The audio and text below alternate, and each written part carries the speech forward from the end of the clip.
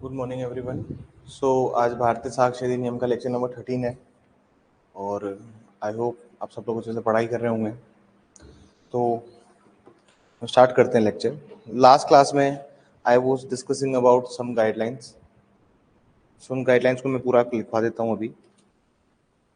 Last class में मैंने एक केस लिखवाया था आप लोगों को। उस केस की कुछ गाइडलाइंस थी जो बाकी थी, उसको मैं कंप्लीट करा देता हूँ।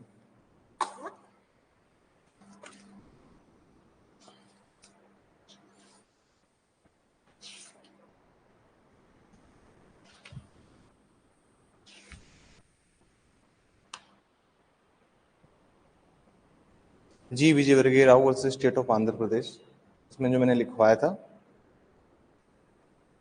ठीक है, अगला पॉइंट लिखिए। अगला पॉइंट लिखिए। The statement must be the statement must be a statement of the fact. The statement must be a statement of the fact and not an opinion. The statement must be a statement of fact and not an opinion. कथन कथन तथ्यों पर आधारित होना चाहिए। कथन तथ्यों पर आधारित होना चाहिए। कथन तथ्यों पर आधारित होना चाहिए, न कि किसी राय पर। न कि किसी राय पर। न कि किसी राय पर।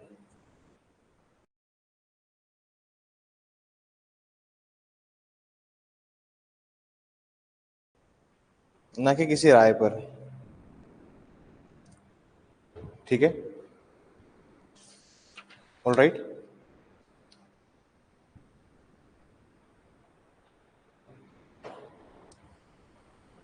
लिखिए। criticism of res geste doctrine। criticism of res geste, heading डालिए।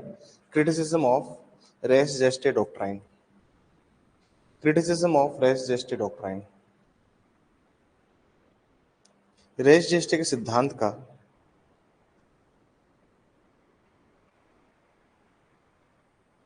रेस जेस्टे सिद्धांत रेस जेस्टे सिद्धांत की आलोचना।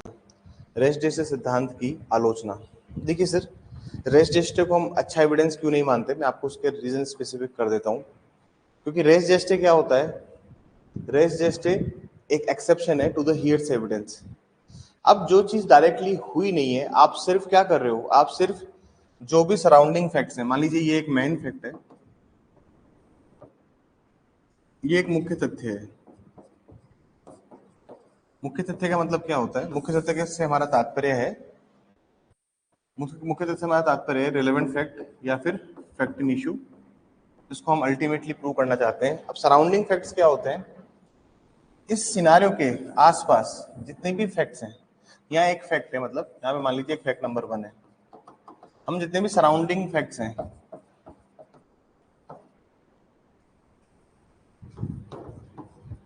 हम इन सब फैक्ट्स को क्या कर रहे हैं सर? हम इन फैक्ट्स को कनेक्ट करने की कोशिश कर रहे हैं टू द मेन फैक्ट्स। ये सारे क्या है सर? मान लीजिए सारे फैक्ट्स हैं, हम इन चाहते हैं कि सारे फैक्ट्स कनेक्ट हो जाएं टूवर्ड्स मेन फैक्ट। हम इन सारे फैक्ट्स को कनेक्ट करना चाहते हैं to the main fact. This is the main problem lie with this is fact number 1, fact number 2, 3, 4, 5, 6, 7, 8, 9, 10। ये 10 फैक्ट हैं जो कि सराउंडिंग फैक्ट्स हैं। रेस जेस्टे की आलोचना, मतलब उसको क्रिटिसिज्म क्यों किया जाता है रेस जेस्टे को? क्योंकि रेस जेस्टे देखा जाए तो रेस जेस्टे एक हियर से एविडेंस का एन एक्सेप्शन कंसिडर किया जाता है। रेस जेस्टे की कोई लिमिटेशन नहीं होती। There are multiple things which can include and conclude for the purpose of res gestae. ठीक है, रेस जेस्टे के अंदर बहुत सारी चीजें आती है।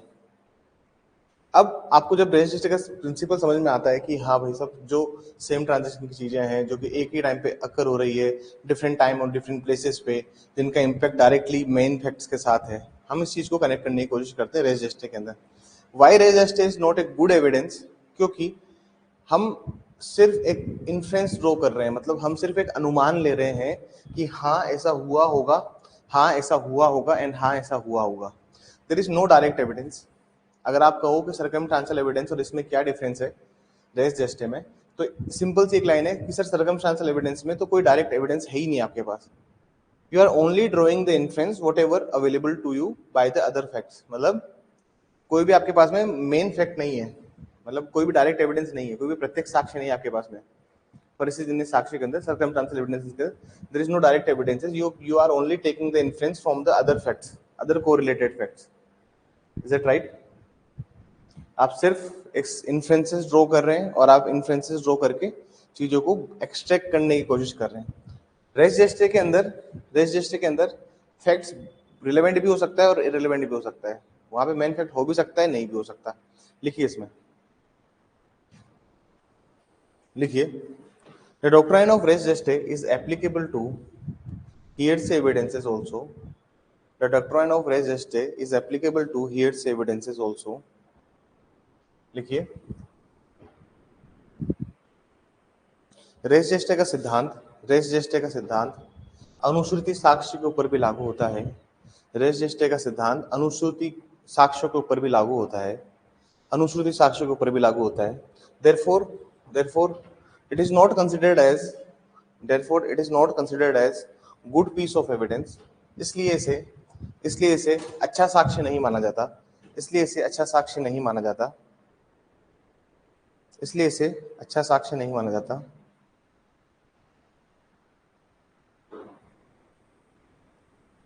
जैसे मान लीजिए एक फैक्ट में क्या हुआ है, एक फैक्ट्स कुछ ऐसे हैं कि आपने क्या किया है, वहां पे आप रोड पे खड़े थे, एक गाड़ी बहुत तेज स्पीड में गई आगे, बहुत तेज मतलब बहुत तेज, ठीक है, आप भी 50-100 मीटर आगे चले तो आपने देखा कि वहां पे एक एक्सीडेंट हो रखा है और एक बाइक वाले को उड़ा रखा है किसी गाड़ी ने। There is no vehicle eight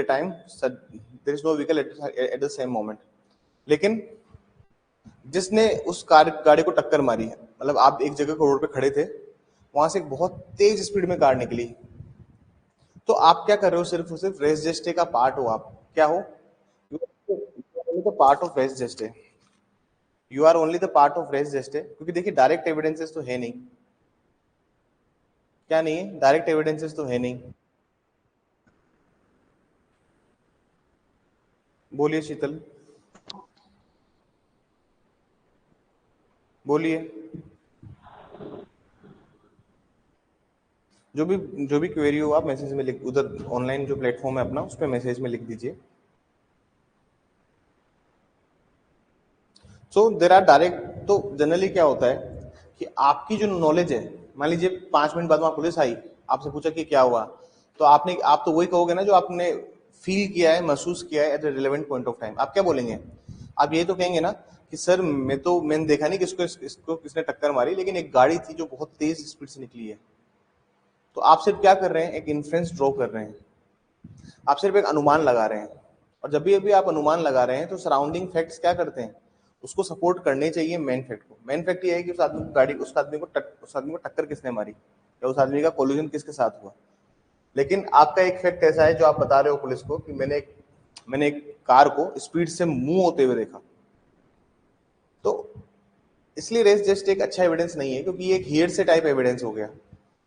समझ में आई बात? क्योंकि जब आप हियर से एविडेंस करने लग जाते हो तो हियर से एविडेंस तो एडमिसिबल नहीं होते, क्योंकि देखिए सेक्शन अर्लियर इट वो सेक्शन 60 जो ये कहता था कि एविडेंस मस्ट बी डायरेक्ट। एक बार सेक्शन निकालिए, नए वाला जो एक्ट है उसमें सेक्शन निकालेंगे अपन, नए वाले एक्ट में आप सेक्शन नंबर 55 निकालेंगे, 55 निकालिए। क्या लिखा हुआ है, oral evidences shall in all cases whatever be direct, लिखा हुआ है डायरेक्ट। 55 में देखिए, मौखिक साक्ष्य समस्त अवस्थाओं में, चाहे वो कैसी भी हो, प्रत्यक्ष ही होगा। मतलब अगर कोई फैक्ट देखा है आपने तो वो आपके द्वारा ही देखा होना चाहिए। मतलब if you have seen something then it should be with you, वो आपके द्वारा ही देखा होना चाहिए। मतलब ऐसा नहीं कि आप सिर्फ एक इन्फ्रेंस ड्रॉ कर रहे हैं। तो res gestae is an exception, and it is a strong exception to the hearsay evidence.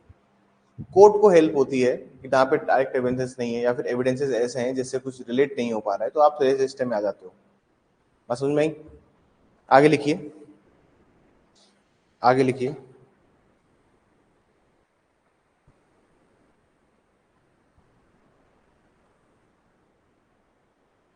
The phrase res gestae has not been included in the Bharatiya Sakshya Adhiniyam. The phrase res gestae The phrase res geste has not been included in the Bharatiya Sakshya Adhiniyam. रेस जैसे शब्दांश भारतीय साक्ष्य अधिनियम में सम्मिलित नहीं किया गया है। रेस जैसे शब्दांश भारतीय साक्ष्य अधिनियम में सम्मिलित नहीं किया गया है। And it is left to the जजेस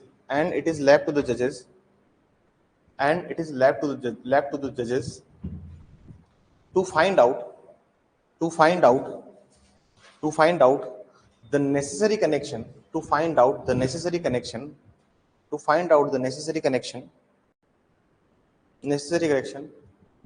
between other fact and factin issue or relevant fact between other fact and factin issue or relevant fact. लिखिए इसमें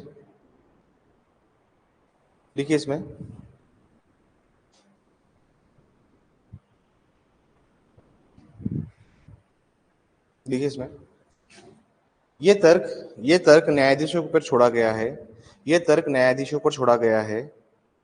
कि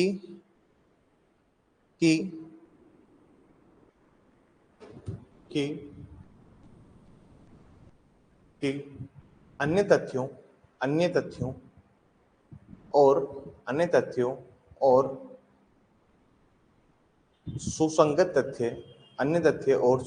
तथ्य या विवादक तथ्यों के मध्य संबंध स्थापित किया जाए। ठीक है, इज इट ऑल राइट? तो रेस जेस्टे यहाँ पे खत्म होता है अपना पॉइंट। और रेस जेस्टे मुझे लगता है कि you guys will get it what is res gestae. मैं कुछ और केसेस डिस्कस करता हूँ रेस जेस्टे के अंदर। I will discuss other cases also.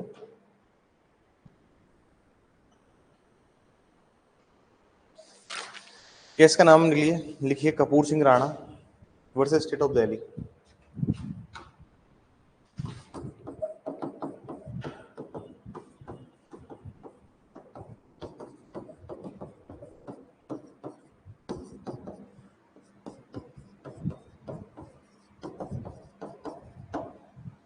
Versus institute of Delhi, state of Delhi नाम है।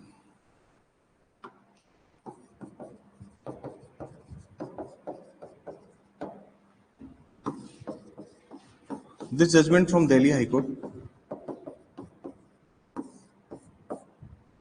लिखना स्टार्ट कीजिए इसमें।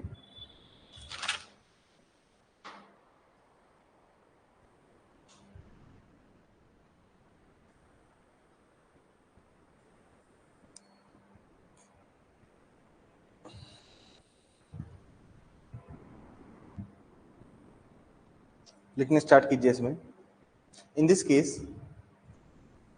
case, all of the incident making the part of same transaction, इस मामले में समस्त घटनाएं एक ही समव्यवहार के भाग हैं। इस मामले में समस्त घटनाएं एक ही समव्यवहार के भाग हैं। Therefore, the court held that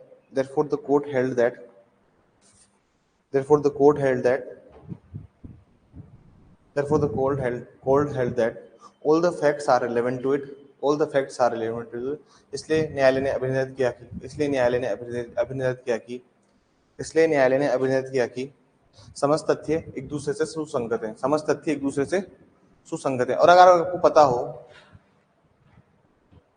आपको पता हो कपूर सिंह राणा के फैक्ट्स मैंने कल भी डिस्कस किए थे कि एसिड वो डाल देता है लड़की के ऊपर। मैं जब 165 पढ़ाऊंगा आप लोगों को सीआरपीसी में, तो भारतीय नागरिक सुरक्षा संहिता पढ़ेंगे हम लोग, तो 162 जब हम पढ़ेंगे पूरी पुरानी सीआरपीसी का और जो भी नया उसका कोरिलेटेड सेक्शन है, उस टाइम में मैं इस केस को डिस्कस करूंगा और थोड़ा सा डिटेल में हम लोग जाएंगे, क्योंकि ये केस टेक्निकली कहाँ का है, 162 का है। इसमें एक मटेरियल ओमिशन करती है उसकी मदर।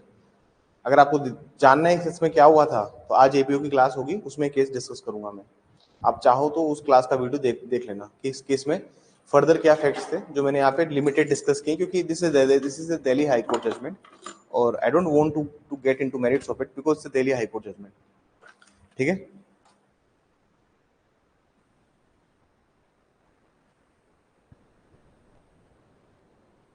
ठीक है।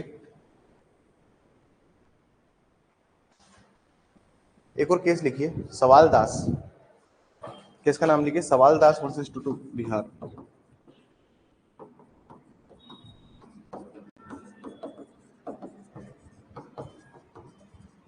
सवाल दास वर्सेस टिटो Bihar. This is case from 1974 supreme court. लिखना स्टार्ट कीजिए, इसमें लिखना स्टार्ट कीजिए इसमें। अब इसके फैक्ट्स क्या थे, इसमें फैक्ट्स बोल देता हूं मैं, तुम लोग चाहो तो लिख लीजिए फैक्ट्स को। अब इसमें ऐसा होता है कि एक फैमिली में एक एक माँ रहती है और उसके 2 बच्चे होते हैं। ठीक है, बच्चे क्या है, घर के बाहर खेल रहे होते हैं। तभी क्या होता है, एक आदमी घर के अंदर घुसता है और और लेडी को भी घर के अंदर खींच लेता है। लेडी भी घर के बाहर खड़ी होती है, उसको भी घर के अंदर खींच लेता है। ठीक है, लेडी चिल्लाती है, बच्चे भी रोना स्टार्ट कर देते हैं। कुछ टाइम बाद झोपड़ी को आग लगा देते हैं और उस औरत की रोने की आवाज बंद हो जाती है। ठीक है, उस रोने की आवाज बंद हो जाती है, और जो मेन उसको अंदर लेके गया था, उस औरत को घर के अंदर लेके गया था, वो आदमी भी घर से बाहर आ जाता है। इस सारे इंसिडेंट को बच्चे अपने आंखों से देखते हैं, समझ में आई बात।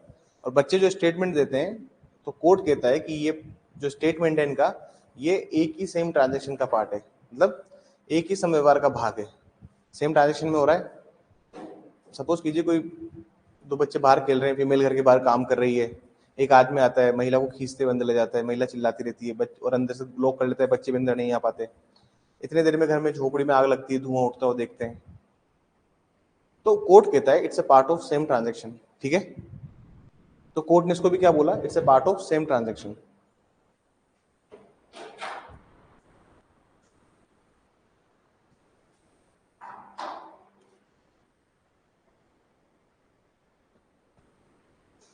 बात समझ में आई? चलिए सेक्शन सेक्शन हम लोग सेक्शन करते हैं अब, सेक्शन 5। ठीक है, सेक्शन 5 स्टार्ट करते हैं और सेक्शन 5 को समझते हैं कि what are the peculiarities of section 5। इसके illustrations I have been already discuss to you. इसके इलस्ट्रेशंस हमने डिस्कस कर लिए थे कल लास्ट क्लास में।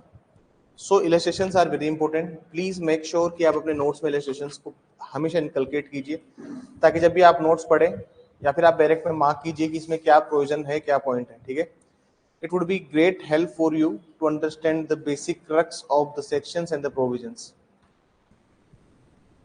सेक्शन 5 देखिए, facts which are occasion cause और effect of facts in issue और रिलेवेंट फैक्ट। वे तथ्य जो विवादक तथ्यों या सुसंगत तथ्यों के प्रसंग, हेतु या परिणाम है। परिणाम है, इसको समझेंगे क्या होता है ये और किस तरह से ये काम करता है। ठीक है, देखिए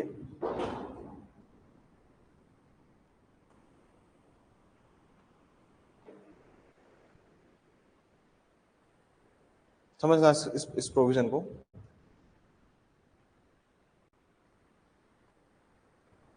देखिए सर, एविडेंस एक्ट हम शुरुआत से पढ़ रहे, तो हमने फैक्ट की डेफिनेशन पढ़ी है, और फैक्ट के अंदर state of thing, relation of thing, ये सारी चीजें आती है। फिजिकल फैक्ट होता है, साइकोलॉजिकल फैक्ट होता है, कॉन्शियसनेस की बात होती है, या फिर इलेक्ट्रॉनिक एविडेंस वाली भी बात भी होती है। अब सारी प्रोविजंस फैक्ट्स में आने लगे हैं।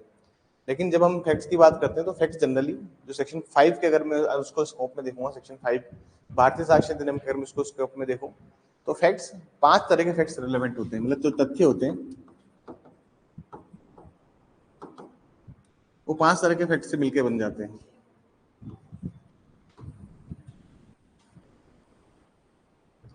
पहला क्या कह रहा है ये, ओकेशन। दूसरा क्या कह रहा है सर, कोज। तीसरा इफेक्ट।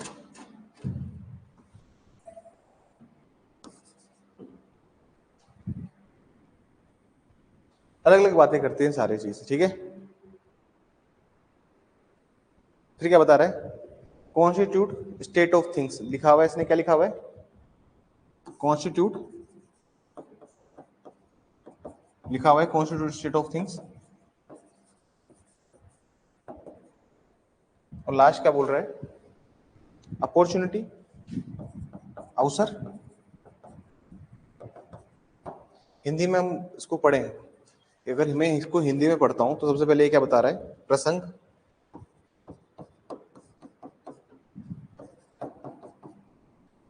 हेतुक, परिणाम, प्रसंग हेतुक परिणाम।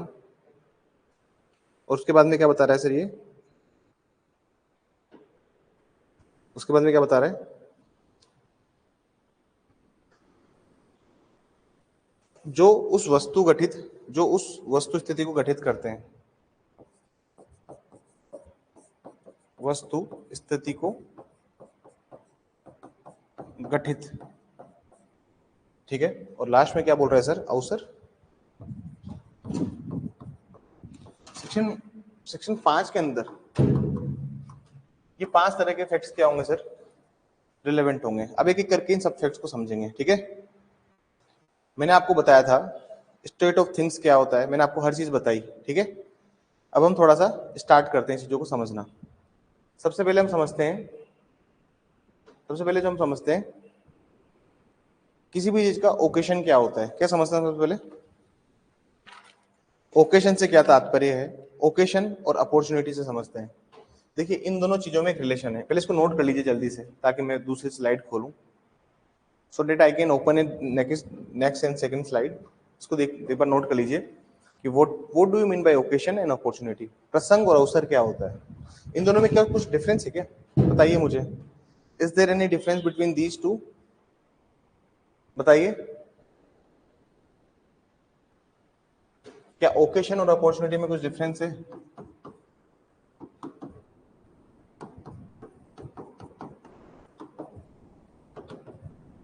क्या प्रसंग या अवसर में कुछ अंतर है क्या? बताइए, क्या प्रसंग और अवसर, ओकेशन और अपॉर्चुनिटी में कुछ डिफरेंस है? बताइए।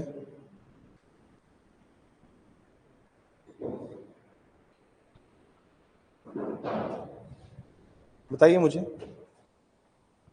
देखिए होता क्या है, जब कोई परिस्थिति होती है, जब कोई सिचुएशन होती है, इसको हम क्या कह रहे हैं? ओकेशन। सिचुएशन से ही अवसर पैदा होता है। सिचुएशन से क्या पैदा होता है? मतलब ओकेशन को मैं क्या कह रहा हूँ? एक सिचुएशन कह रहा हूँ। मतलब जब भी कभी ओकेशन होगा तो उसी से एक अपॉर्चुनिटी निकलेगी। एग्जाम्पल दूं, निर्भया वाले मामले में क्या हुआ था? वो लड़की खड़ी थी, मूवी देख के आई थी, अपने दोस्त के साथ खड़ी थी, उसको कहीं जाना था, तो उसने इंस्टेड ऑफ ऑटो वाले से लिफ्ट ना लेके एक बस पब्लिक ट्रांसपोर्ट का उसने यूज किया। पब्लिक ट्रांसपोर्ट का मतलब जो भी बस उसको रात में मिली, वो बस में घूम रही थी। इट्स एन परिस्थिति, सिचुएशन, ओकेशन, जिसको आप ओकेशन कह सकते हो। एक प्रसंग है कि वो बस में घूम रही थी। प्रसंग जो होता है वो बार बार हो सकता है। क्या हो सकता है? बार बार। मान लीजिए एक मोहल्ले से एक लड़की रोज शाम को 5 बजे अपने घर जाती है, तो ये क्या है? एक प्रसंग है जो कि बार बार होता है, जो कि पीरियड ऑफ टाइम में बार बार होता है, बार बार होता है, बार बार होता है, बार बार होता है। जैसे मान लीजिए मैं सुबह सुबह अपने घर से, तो रोज सुबह अपने घर से मैं 6:30-7 बजे निकल जाता हूँ, ठीक है। अब जब मैं अपने घर से इतने बजे निकलता हूँ तो सब पता है सब लोगों को कि सर अभी घर में कोई रहता नहीं है, सर घर से निकल जाते हैं ताला लगा के, उसके बाद सर कभी आते भी नहीं है, आएंगे वो सीधा शाम को 8 बजे आएंगे। तो मतलब उसके पास क्या एक प्रसंग है, ठीक है।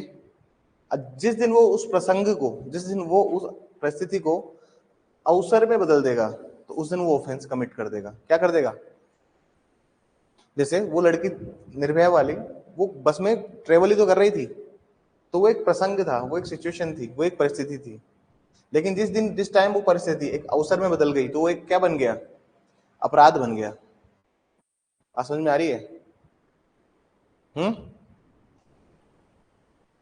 जैसे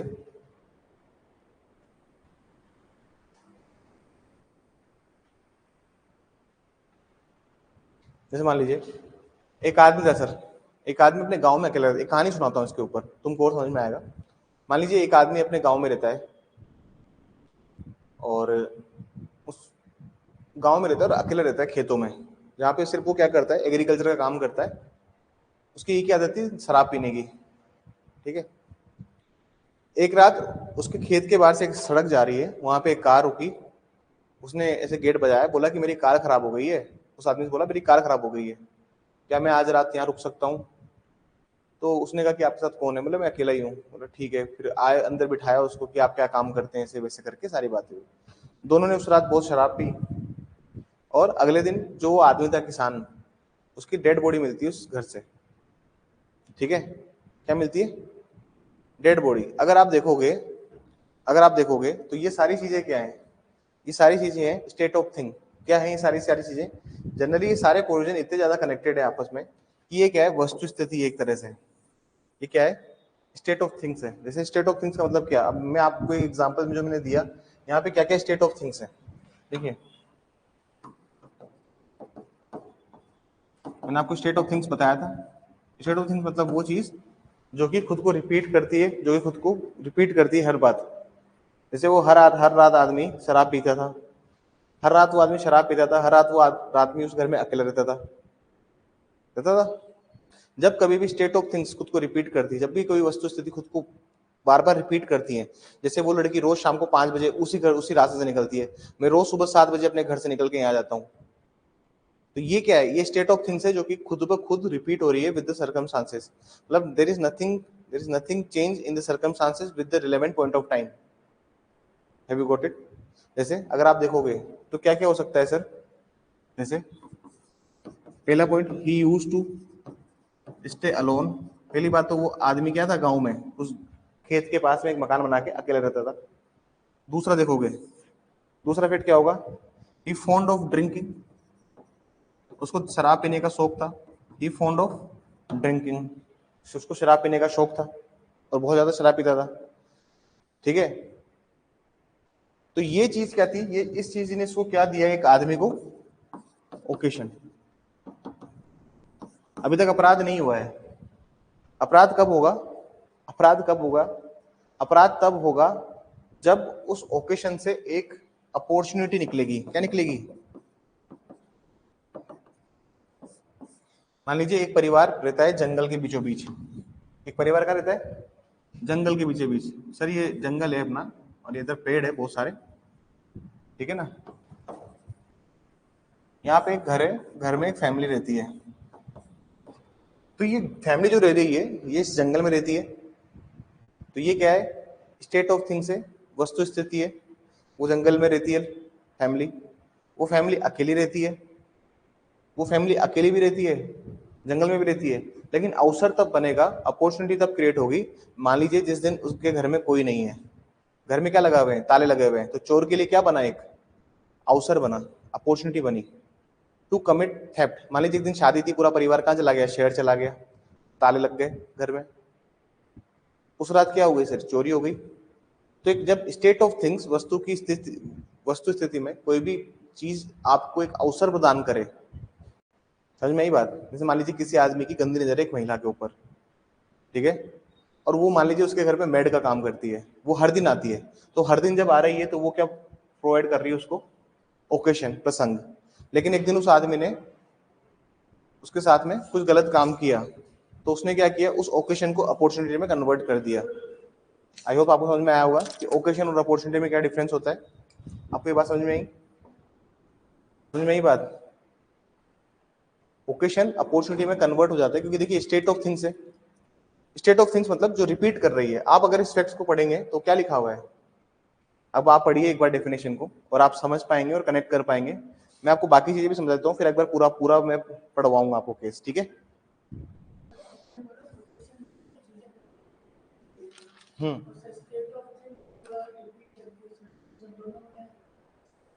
स्टेट ऑफ थिंग्स रिलेवेंट नहीं है कहीं पे भी। स्टेट ऑफ थिंग्स रिलेवेंट है क्या? अभी बताऊंगा उसको मैं। अरे रिलेवेंट क्या है इसमें? तो फिर सेम सेम कहा है, अलग अलग तो होते हो गए। अरे ये चीज कॉन्स्टिट्यूट कर रही है स्टेट ऑफ थिंग्स, ओकेशन भी कॉन्स्टिट्यूट कर रहा है स्टेट ऑफ थिंग, कोज भी कॉन्स्टिट्यूट कर रहा है स्टेट ऑफ थिंग, इफेक्ट भी कॉन्स्टिट्यूट कर रहा है स्टेट ऑफ थिंग, वस्तुस्थिति को गठित कर रहे हैं और अल्टीमेटली क्या प्रोवाइड कर रहे हैं।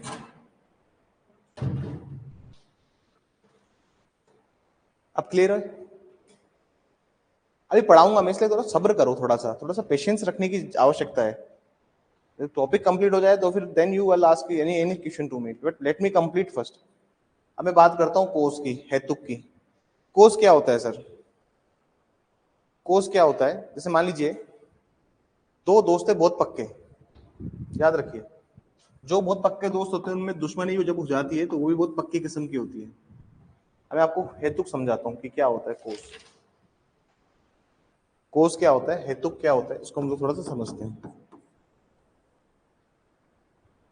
दो दोस्त थे ए और बी, एक दिन इन दोनों के बीच में झगड़ा हो जाता है और ए उसको धमकी देता है कि जिस दिन भी अकेला मिल गया, जिस दिन भी कहीं मिल गया ना, जिस दिन भी हत्थे चढ़ गया, जिस दिन भी तू मेरे हत्थे चढ़ गया, उस दिन तेरा गेम ओवर कर दूंगा, उस दिन तेरा गेम ओवर हो जाएगा। बात समझना। तो this is providing you the cause, हेतुक। और ये भी देखो सर, ये भी कनेक्टेड है किस चीज से? ये भी किस चीज से कनेक्टेड है? This is also connected with state of things. कैसे? कि देखिए कोज, हेतुक, यहां पे जिस कोज की बात कर रहा हूं उस कोज को समझिए प्लीज आप। जैसे दो शब्द होंगे, एक होगा कोज, एक होगा मोटिव। अब यहाँ पे भी दो शब्दों को समझाऊंगा मैं। कोज तो समझ में आ गया आपको, हेतुक। अब एक और शब्द होता है जिसको हम लोग बोलते हैं, इसको हम लोग क्या बोलते हैं?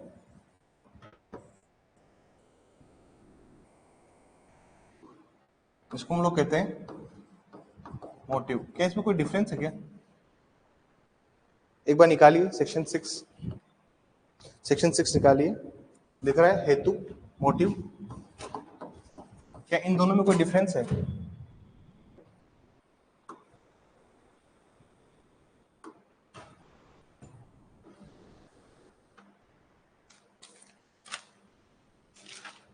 बताइए, is there any difference between these two provisions?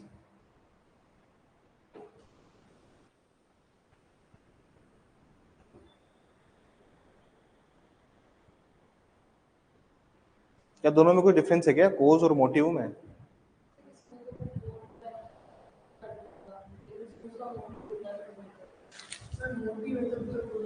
नहीं, ऐसा थोड़ी होता है। there might be some differences between these two provisions, cause and motive। होगा कुछ डिफरेंस तो होगा ही, डेफिनेटली बात है। because we are doing the toughest part of the Indian Evidence Act, and we are on the 13th lecture right now, and we have only worked upon the basic concepts and the fundamentals of the law। so हेतुक और motive में क्या difference है? चलिए let me tell. जैसे ए और B के बीच में झगड़ा हुआ, ठीक है, झगड़ा हुआ और उस झगड़े ने क्या दिया इन लोगों को? कोज। क्या दिया? कोज। ए या बी दोनों को कोज दिया, जिस दिन जो भी मिल गया अकेला उस दिन they will cause death. So it is providing cause. Motive क्या है इसका? कोज तो ये है कि भाई कारण, कोज का मतलब सिंपल समझ लीजिए कि क्या कारण है झगड़े का। तो जिस दिन इनके बीच में झगड़ा हुआ वही क्या बन गया? कोज। अरे हो सकता है ना कल किसी बच्चे को मैं डांट दूं बहुत गंदे से, उसके मन में कोज हो सकता है ना कि अब क्लास नहीं आऊंगा मैं। हो सकता है हो जाए कभी, किसी को डांट दूं मैं। डांटता उसी को जिससे मैं प्यार भी बहुत करता हूँ। अननेसेसरी बहुत सारे बच्चे देखे होंगे क्लास में, सबको थोड़ी डांटता हूँ। तो कोज एक हेतुक है और हेतुक से आपको रीजन मिलता है कि क्यों करना है वो काम। जैसे बचपन में हम लोग पढ़ते थे 1857 की क्रांति के कारण, 1857 के रेवोल्यूशन जो हुआ था 1857 का, उसके रीजंस बताइए मुझे आप कि क्यों हुआ था। हाँ, बुलेट से थी, वो काऊ बीफ से थी, या फिर सुअर की चर्बी से बनी हुई थी। ऐसा ऐसी अफवाह थी या फिर क्या पता रियल था, और उसको खोलने के लिए मुंह का इस्तेमाल करना पड़ता था, जो कि हिंदू और मुसलमानों दोनों के लिए खराब था। और क्या क्या रीजंस थे? मंगल पांडे तो इस बहुत लेटर ऑन आए थे, उसके पहले क्या क्या रीजंस और थे? और वो रीजंस ये थे कि जितने भी प्रिंसली स्टेट्स थे वो सब परेशान थे ब्रिटिशर्स से, ठीक है, तो सबने रिवोल्ट किया। प्लस वो जो वो जो उसकी पॉलिसी थी कि अगर किसी को कोई संतान नहीं है तो राज वहां चला जाएगा, जैसे झांसी की रानी ने जो किया, ठीक है। तो दीज ऑल आर कोज। 1857 की क्रांति के सारे क्या है सर? सारे कारण हैं। लेकिन लेकिन मोटिव क्या है इन सबका? इन सबका मोटिव है ब्रिटिशर्स को भारत से निकाल देना। This is the motive. इन दोनों दोस्तों में झगड़ा हुआ, इनका मोटिव क्या है? इनका मोटिव है रिवेंज, बदला।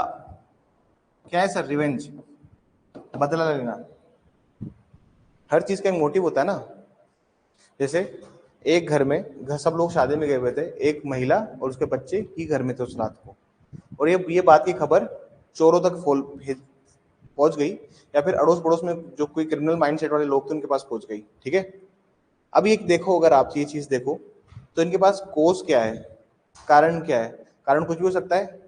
कारण तो इसलिए भी हो सकता है कि भैया कर्जा बहुत है, 2 पैसा लूट, घर में डकैती डालेंगे, 2 पैसा मिलेगा, उससे अपना कर्जा उतारेंगे। ये क्या हो सकता है? कोज हो सकता है। ये क्या हो सकता है? आपका हेतु हो सकता है कि घर में, भाई उस घर में डकैती डाल के 2 पैसा मिलेगा, अपना कर्जा उतारना है। मोटिव क्या है?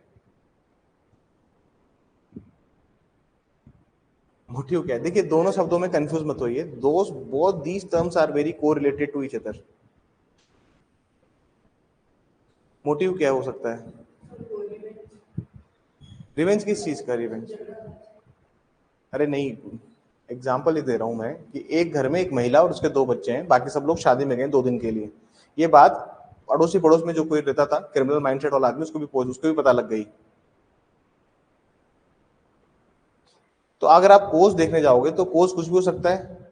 क्या पता उसके पैसों को देख के उसको जलन मस्ती हो। क्या हो सकता है कोस? हेतु क्या हो सकता है? क्या पता पैसों उनको घर उसके घर में देख के उसको जलन मस्ती हो कि इनके पास बहुत पैसा है। क्या पता वो किसी टाइम पे उधारी मांगने गया हो घर पे और मना कर दिया हो कि कोई कोई हमारे पास कोई पैसा वैसा नहीं है। बात समझ रहे हो?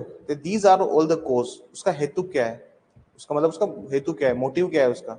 उसका मोटिव है बदला भी लेना है उसे, और उसे अपना कर्जा भी उतारना है। तो there are the multiple occasions जिसमें हम लोग दोनों प्रोविजंस को समझ सकते हैं, ठीक है। समझ में आई बात? वापस आइए पीछे।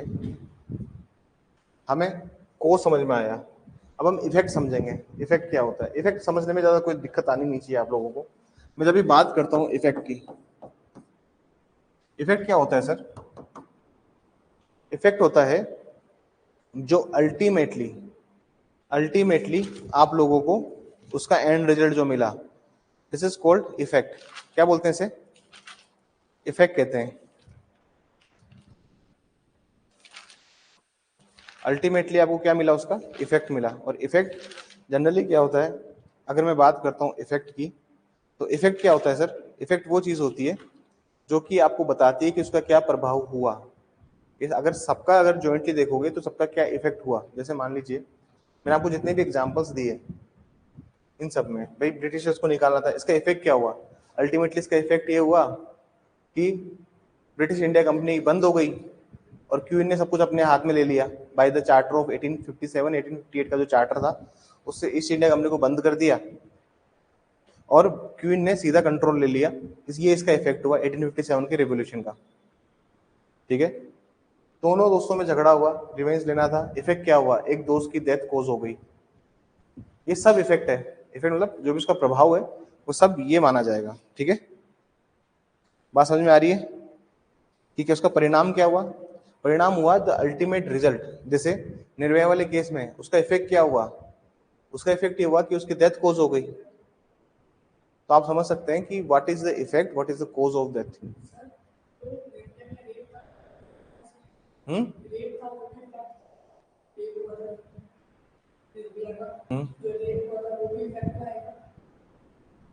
हाँ, इफेक्ट वो सब इफेक्ट ही है। इफेक्ट ये जो भी ऑफेंस अल्टीमेटली जो ऑफेंस कमिट हुए, जिन पे आपको चार्ज फ्रेम करना है, वो सब इफेक्ट है। मतलब जो जो चार्जेस आप उसके खिलाफ फ्रेम करेंगे, जो जो आरोप उसके खिलाफ आप बनाएंगे, वो सब इफेक्ट का ही पार्ट है।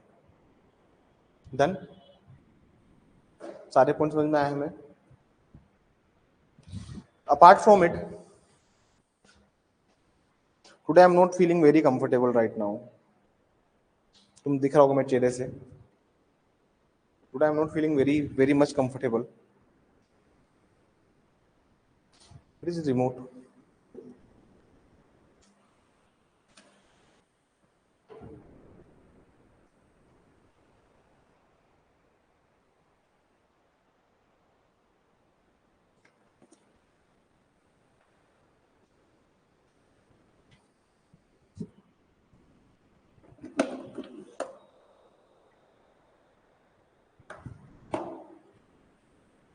चलिए हम लोग आगे आगे समझते हैं।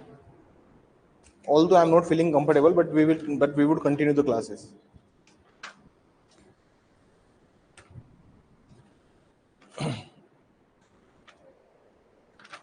I will discuss the last scene theory also in that regard. इसमें हम लास्ट सीन थ्योरी भी डिस्कस करेंगे कि लास्ट सीन थ्योरी क्या होती है, क्योंकि वो पूरी थ्योरी जिस पे बेस्ड होती है वो चीज क्या है सर? लास्ट सीन थ्योरी, मतलब अंतिम बार जो देखा गई उसकी जो पूरी सिद्धांत है वो क्या होता है, हम अपॉर्चुनिटी के आधार पर तय करते हैं कि what is the last scene theory. कौन था लास्ट टाइम, किसके पास अवसर था उसकी मृत्यु कोज करने का, उसकी डेथ कोज करने का, हम ये भी देखेंगे। ठीक है, लास्ट इन थ्योरी भी पढ़ेंगे हम लोग, लेकिन पहले हम इसके एलिमेंट्स में आपको लिखवा देता हूँ। तो ओकेशन और अपॉर्चुनिटी आपको समझ में आ चुका है।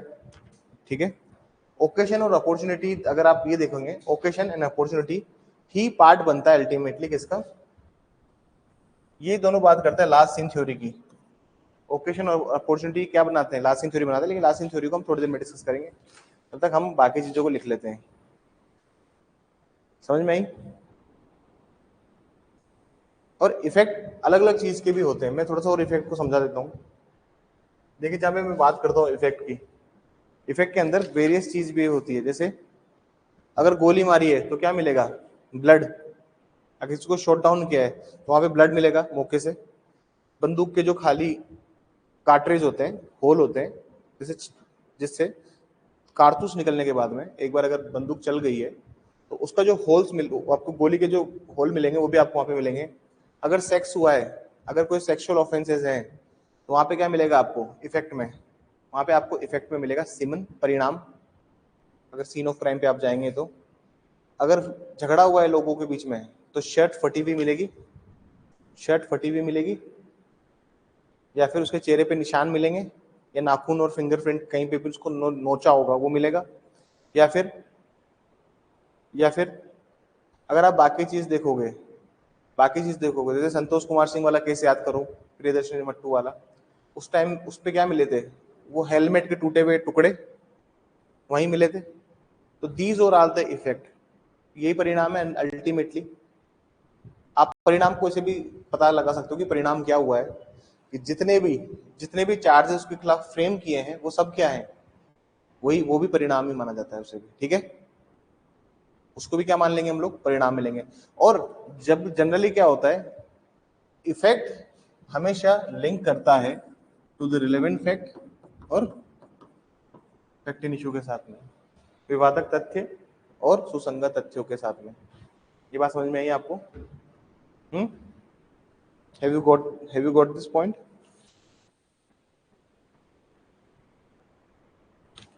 ठीक है, अब मेरे को एक टॉपिक को समझाना है इसमें। अब अगर डायरेक्ट पढ़ लीजिए, कुछ समझ में नहीं आएगा तो हम सेक्शन 5 को दोबारा पढ़ेंगे। Please read the direct ones. Facts which are the occasion, cause or effect, immediate or otherwise, of relevant fact or fact in issue, or which constitute the state of things under which they happened, or which afforded an opportunity for their occurrence or transactions are relevant। लिखा हुआ है। अब इसको ध्यान ध्यान से और शांति से पढ़िए एक एक पॉइंट को। Facts which are the occasion, comma, cause और इफेक्ट, इमीडिएट और अदरवाइज। अब कभी कभी क्या होता है ना सर, इफेक्ट को आने में क्या लगता है, समय लगता है। जैसे आदमी मान लीजिए किसी के सर पे मारा, वो आदमी 15-20 दिन तक कोमा में रहा और उसके बाद मरा। तो आप यहाँ देखेंगे दो शब्द यूज किए, इमीडिएट और अदरवाइज लिखा हुआ है। तथ्य सुसंगत जो तथ्य विवादक अवहित या अन्यथा प्रसंग हेतु के परिणाम है जो वस्तुस्थिति गठित करते हैं, जैसे अंदर गठित हुए हैं जिसने उसके गठित होने का समय का अवसर दिया है। तो मतलब कभी कभी क्या होता है सर, उसका जो इफेक्ट होता है, उसका इफेक्ट कभी कभी, उसका रिजल्ट कभी कभी जल्दी भी आता है, कभी कभी डिले से भी आता है। ठीक है, of a relevant fact or fact issue or which constitute the state of things under which they have under which they happened, they constitute, एक लाइन पढ़ी है इसमें, they constitute the state of things, they constitute the state of things, जो उस वस्तु स्थिति को गठित करते हैं। क्या करते हैं सर, जो उस वस्तु स्थिति को गठित करते हैं, मतलब इट्स कॉन्स्टिट्यूट स्टेट ऑफ, सुनिएगा, it constitute the state of things, constitute the state of things. क्या constitute the state of things, state of things constitute हो रहे हैं, चाहे वो ओकेशन हो, चाहे वो ओकेशन हो, चाहे वो कोज हो, चाहे वो इफेक्ट हो।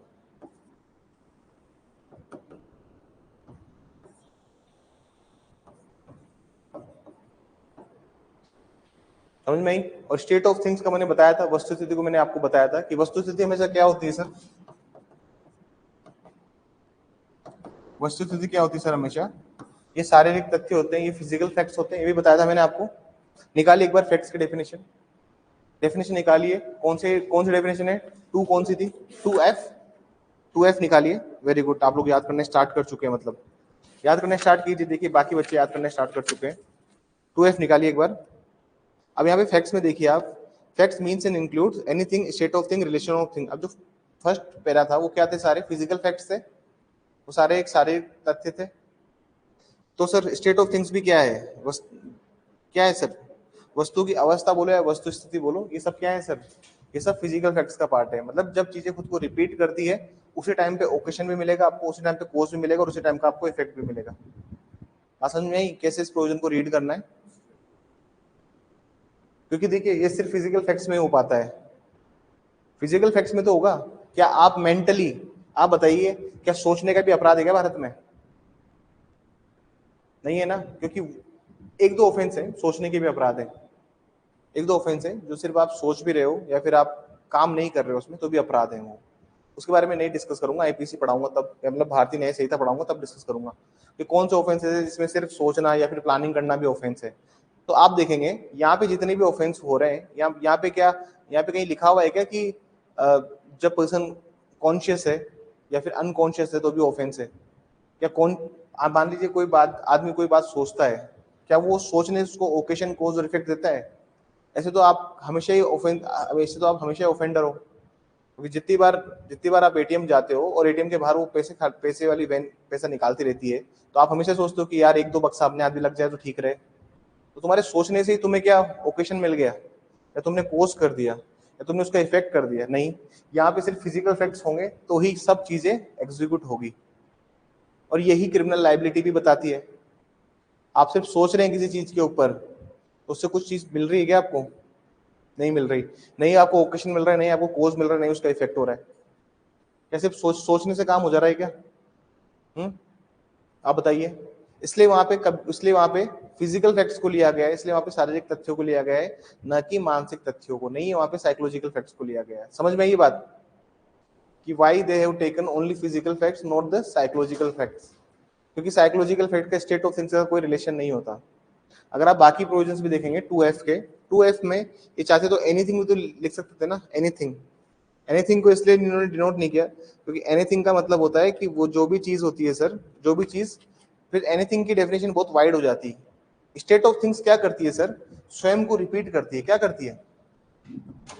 वस्तु स्थिति या वस्तु अवस्था बोल दो, ये स्वयं को क्या करती है सर, रिपीट करती है, ये खुद को दोहराती है।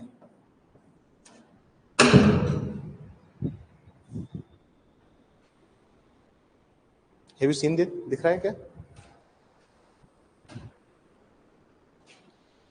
थैंक यू एकदम। तो ये चीज क्या करती है सर, वस्तुओं को दोहराती है।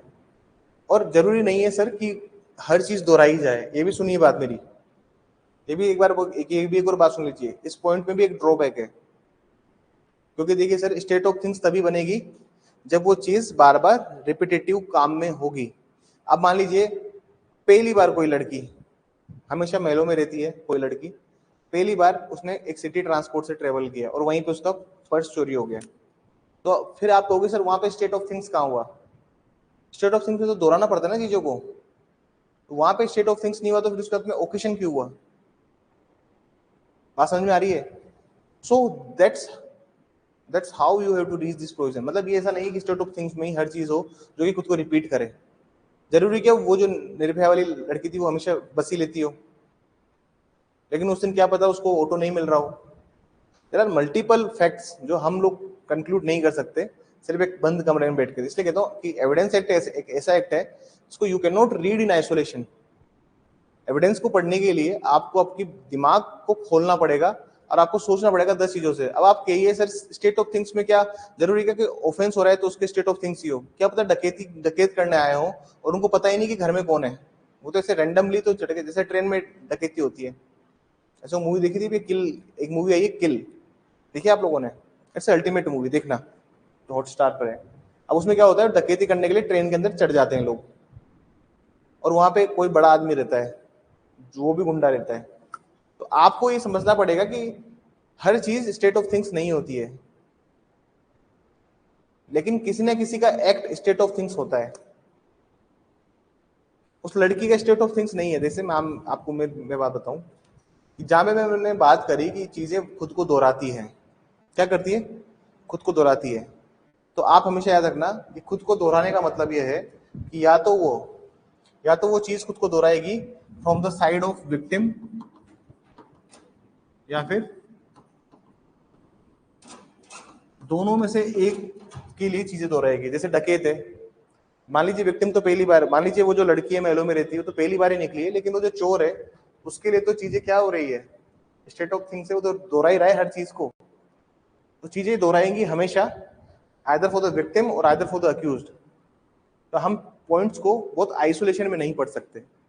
तुम कहोगे सर दोहराना कैसे होता है? मान लीजिए कोई फर्स्ट टाइम चोरी करने गया, कोई फर्स्ट टाइम विक्टिम बना है, ऐसा कभी नहीं होता।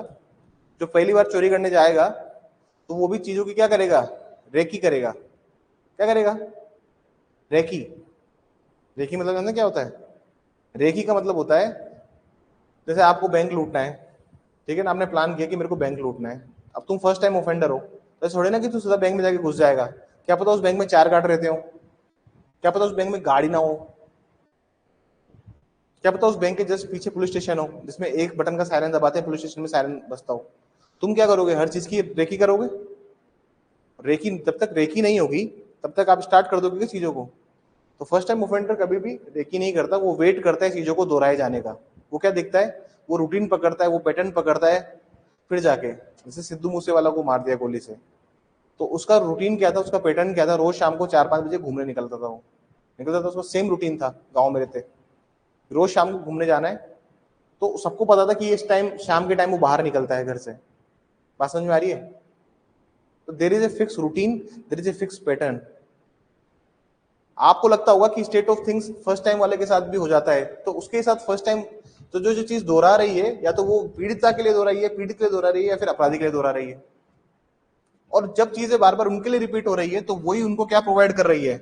ओकेशन, कॉज और अल्टीमेटली इफेक्ट। समझ में आई बात? तो स्टेट ऑफ थिंग्स का मतलब ये होता है दोहराना। देखिए 2F का इलस्ट्रेशन पढ़ाया था मैंने उस दिन आपको। कौन सा इलस्ट्रेशन था जिसमें चीजें दोहराई जा रही है बार बार? कौन सा इलस्ट्रेशन था? फर्स्ट ही था। There are certain objects arrange in a certain order in a certain place. समझ में आई बात? बहुत सारी चीजें एक ही तरीके से अरेंज की हुई है, तो सब चीजों ने क्या हुई? दोहरा रखी सारी चीजें एक साथ। तो दोहराने का मतलब ये नहीं होता हमेशा कि वो फर्स्ट टाइम हो। तुम्हारे लिए फर्स्ट टाइम हो सकता है, लेकिन क्या पता उसका तो रोज का काम हो, जेब काटने का, पॉकेट मारने का। हाँ, तुम्हारे लिए क्या रोज का काम? तो बात समझ लीजिए, स्टेट ऑफ थिंग्स भी क्रिएट हो जाती है। ठीक है, चले आगे।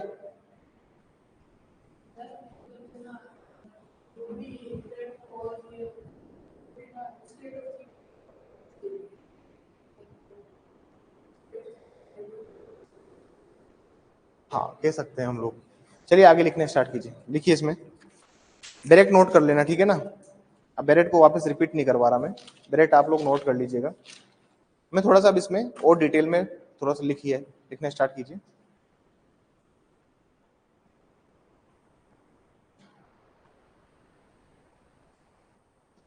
देखिए इसमें according to section 7, according to section 7 following facts are relevant, according to section 7 following facts are relevant. पहला पॉइंट लिखिए, धारा 7 के अंतर्गत निम्नलिखित तथ्य सुसंगत है। धारा 7 के अंतर्गत निम्नलिखित तथ्य सुसंगत है।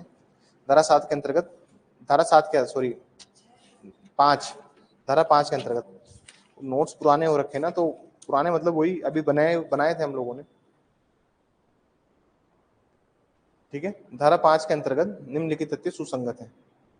पहला पॉइंट लिखेंगे, पहला पॉइंट लिखेंगे, facts which are the occasion cause और effect, facts which are occasion cause और effect, facts which are occasion cause और इफेक्ट,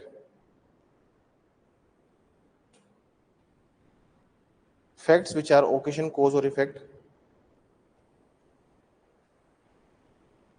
12 बजे से क्लास है एपीओ की, हिंदी और इंग्लिश की, मैसेज आया मैम का, ठीक है ना। Facts which are the occasion cause और effect to the fact in issue और relevant fact, to the fact in issue और रिलेवेंट फैक्ट।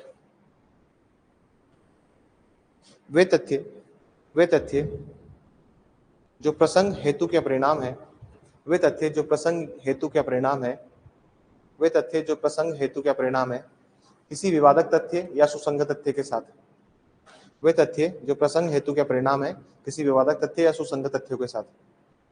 सेकंड पॉइंट लिखेंगे, facts which constitute the state of things, facts which constitute the state of things under which they have happened, facts which constitute the state of things under which they have happened। वे तथ्य, वे तथ्य, वे तथ्य जो उस वस्तु स्थिति को गठित करते हैं, वे तथ्य उस वस्तु स्थिति को गठित करते हैं, वे तथ्य जो उस वस्तु स्थिति को गठित करते हैं जिसके अंतर्गत वे गठित हुए हैं, जिसके अंतर्गत वे गठित हुए हैं, जिसके अंतर्गत वे गठित हुए हैं। थर्ड पॉइंट लिखिए,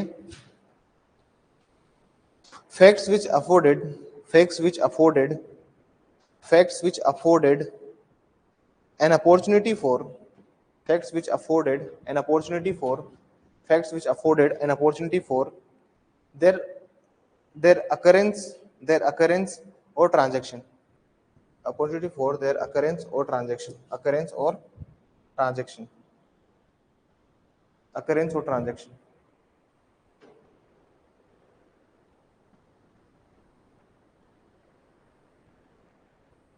ठीक है, हेडिंग डालिए ओकेशन, हेडिंग डालिए ओकेशन, हेडिंग डालिए प्रसंग।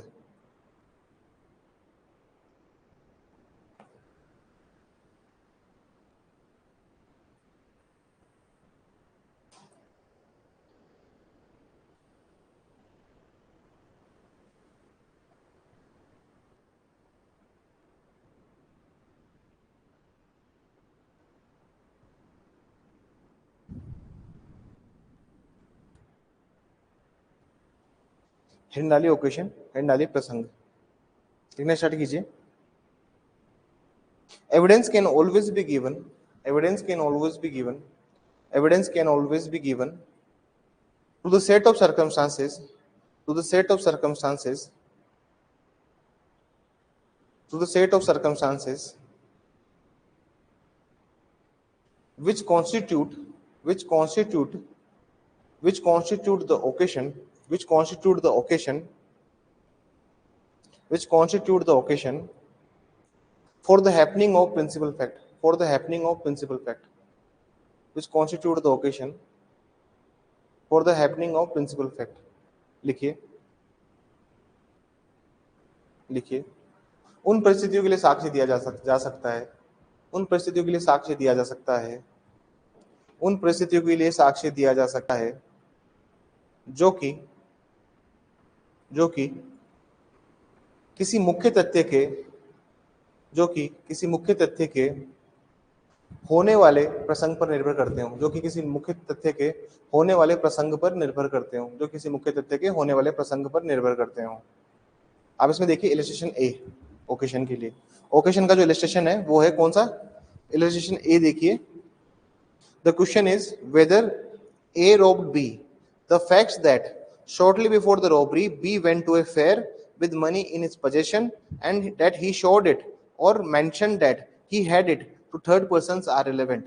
मतलब वो मेले में जाता है सर, मेले में जाके लोगों को बताता है, थर्ड पर्सन को बताता है कि मेरी जेब में क्या है सर, पैसा। तो इस चीज ने क्या बताया उसको सर, इस चीज ने क्या दिए, ओकेशन, प्रसंग है ये एक, यहाँ अपराध नहीं हुआ है। लेकिन इस ये ओकेशन जब अपॉर्चुनिटी में बदल जाएगा तो क्या बन जाएगा, अपराध। समझ में आई बात। मान लीजिए आदमी दिन भर मेले में घूमा, सबको बता रहा था कि देख इतना पैसा इतना पैसा इतना पैसा, है ना, बोल सकता है ना कि 50 तोला माँ 50 तोला, बोल सकता है ना संजय दत्त टाइप। तो 50 तोला बोले में दिक्कत नहीं है, लेकिन जैसे वो 50 तोला थोड़ा सा अकेला हो जाएगा तो उसको क्या कर दिया जाएगा, खाली। जैसे वो थोड़ा अकेला गया छत पे या कहीं पे बाहर मार्केट में घूमने निकल गया अकेला, उसको क्या कर देंगे, 50 तोले को खाली कर देंगे, उसको एक अपॉर्चुनिटी में कन्वर्ट कर देंगे। बात समझ में आ रही है। इसका इलस्ट्रेशन ए लिख लेना, इस यहाँ पे क्या लिख लेंगे आप अपन, इलस्ट्रेशन ए नोट कर लेना इस ओकेशन में। सेकंड हेडिंग डालिए कोज, सेकंड हेडिंग डालिए कोज, हेतुक, हेतुक में लिखना स्टार्ट कीजिए, इसमें लिखना स्टार्ट कीजिए। Cause often explains, cause often explains, cause often explains why a particular act was done, why a particular act was done। हेतुक, हेतुक ये बतलाता है, ये बतलाता है कि क्यों एक विनिर्दिष्ट, क्यों एक विनिर्दिष्ट कृत्य किया गया, क्यों एक विनिर्दिष्ट कृत्य किया गया, why a particular act been done। आगे लिखिए, it helps the court, it helps the court to connect a person, it helps the court to connect a person, it helps the court to connect a person with the act। ये न्यायालय को, ये न्यायालय को उस व्यक्ति के साथ संबंध स्थापित करने में मदद करता है, ये न्यायालय को उस व्यक्ति के साथ में संबंध स्थापित करने में मदद करता है, ये न्यायालय को उस व्यक्ति के साथ में संबंध स्थापित करने में मदद करता है।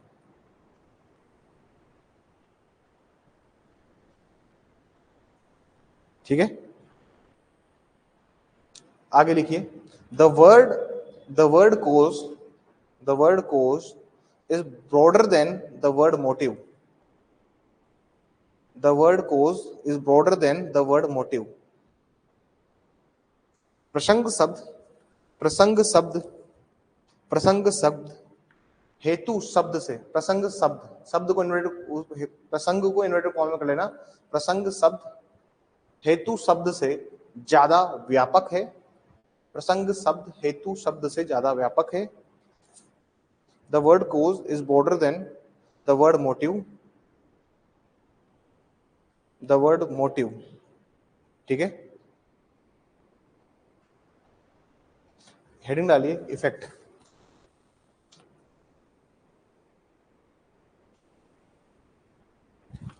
हेडिंग डालिए effect.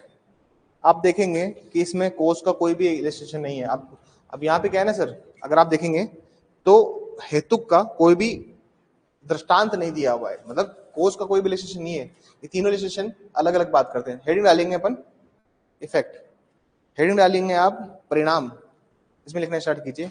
Every act leaves behind certain effects, every act leaves behind certain effects.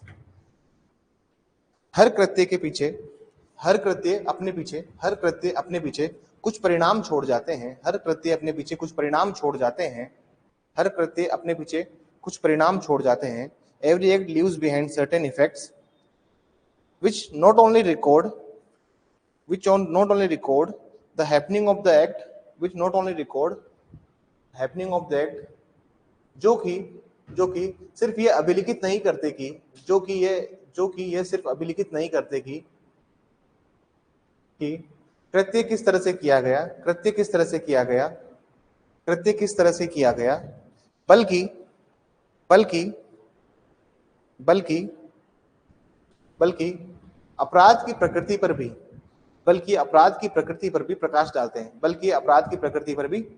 डालते हैं, जैसे अभी उदयपुर में एक बच्चे को मार दिया था, तो उसके स्कूल के बारे जो बच्चों में झगड़ा हो गया, नॉर्मल बात थी, बच्चे को जो चक्कू मारा तो उससे वहां पे बहुत सारा खून हो गया, तो उससे वो बच्चा सर्टेनली फिर उसकी डेथ हो गई। तो उससे हमें पता लगता है कि how brutal the act was. तो इस चीज से हमें क्या मिला, ये इफेक्ट है ना उस एक्ट का। जैसे सीन ऑफ क्राइम पे गए, वहां तुमने देखा कि पूरी तोड़फोड़ मची हुई है, एक तरफ डेड बॉडी पड़ी है, एक तरफ गोली गोली के निशान है, तो आपको समझ में आया ना कि भैया इसके शरीर में 10 गोलियां हैं, 10 गोलियां इधर उधर लगी हुई है, तो आपने उसके इफेक्ट को समझा। ठीक है, आगे लिखिए, but also throw light upon the nature of the offence,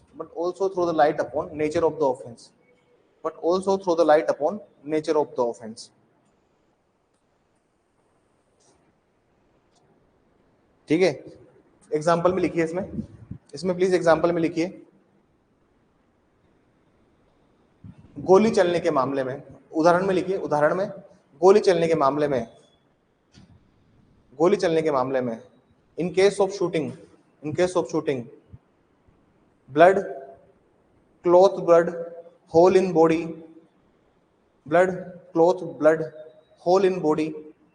गोली चलने के मामले में खून, कपड़ों पर खून, और शरीर में हुए छिद्र, अरे सर गोली चलती है तो क्या होता है, तुम्हें क्या लगता है, गोली जब चलाते हैं ना अपन, तो बॉडी जो होती है, जैसे मान लीजिए ये इंसान की बॉडी है, अगर गोली चलेगी ना सर, तो ये गोली आर पार हो जाती है, जहां से उसने एंटर किया है वहां पे एक बड़ा होल होता है, जहां से वो निकली है वहां से एक छोटा सा होल होता है, वो बर्स्ट करके निकल जाती है गोली। बात समझ में आ रही है?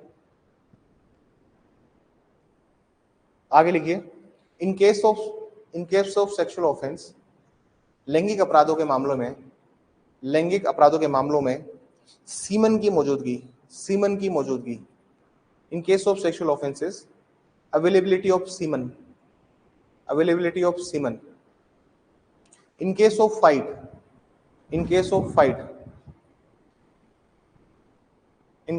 फाइट और एफरे, दंगे के मामले में या झगड़े के मामले में, फटी हुई T shirt, torn shirt, torn shirt,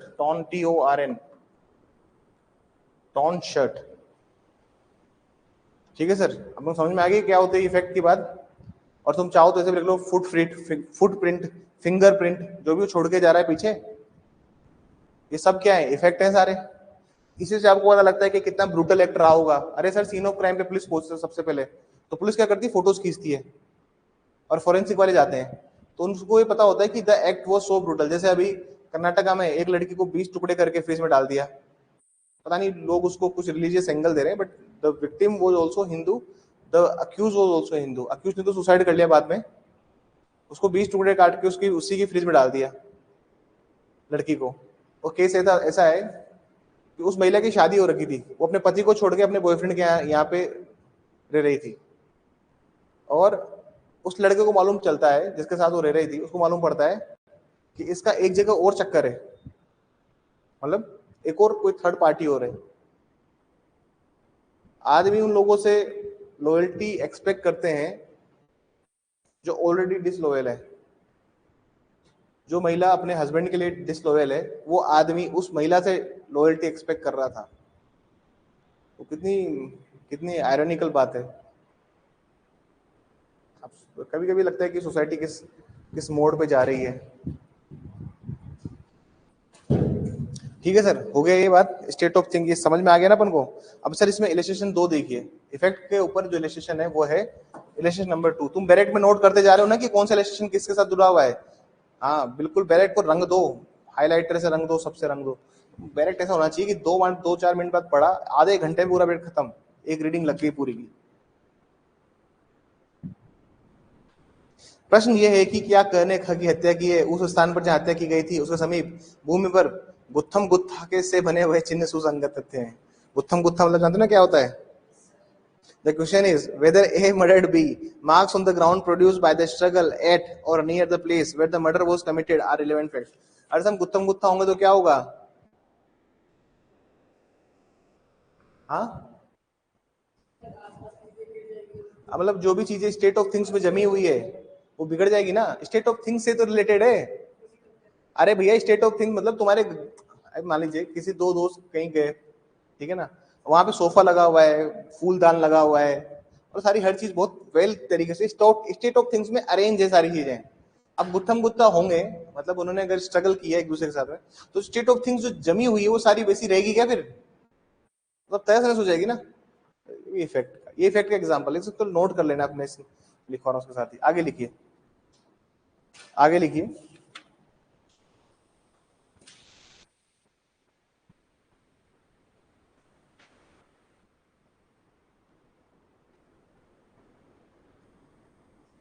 आगे लिखिए अपॉर्चुनिटी, लिखिए अपॉर्चुनिटी, अवसर, हेडिंग डालिए अपॉर्चुनिटी अवसर।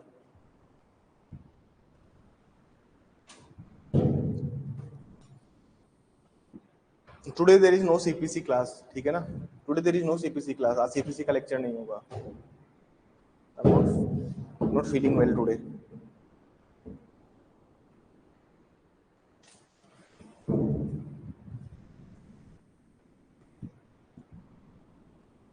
अवसर, अपॉर्चुनिटी, इसमें लिखना स्टार्ट कीजिए, इसमें लिखना स्टार्ट कीजिए।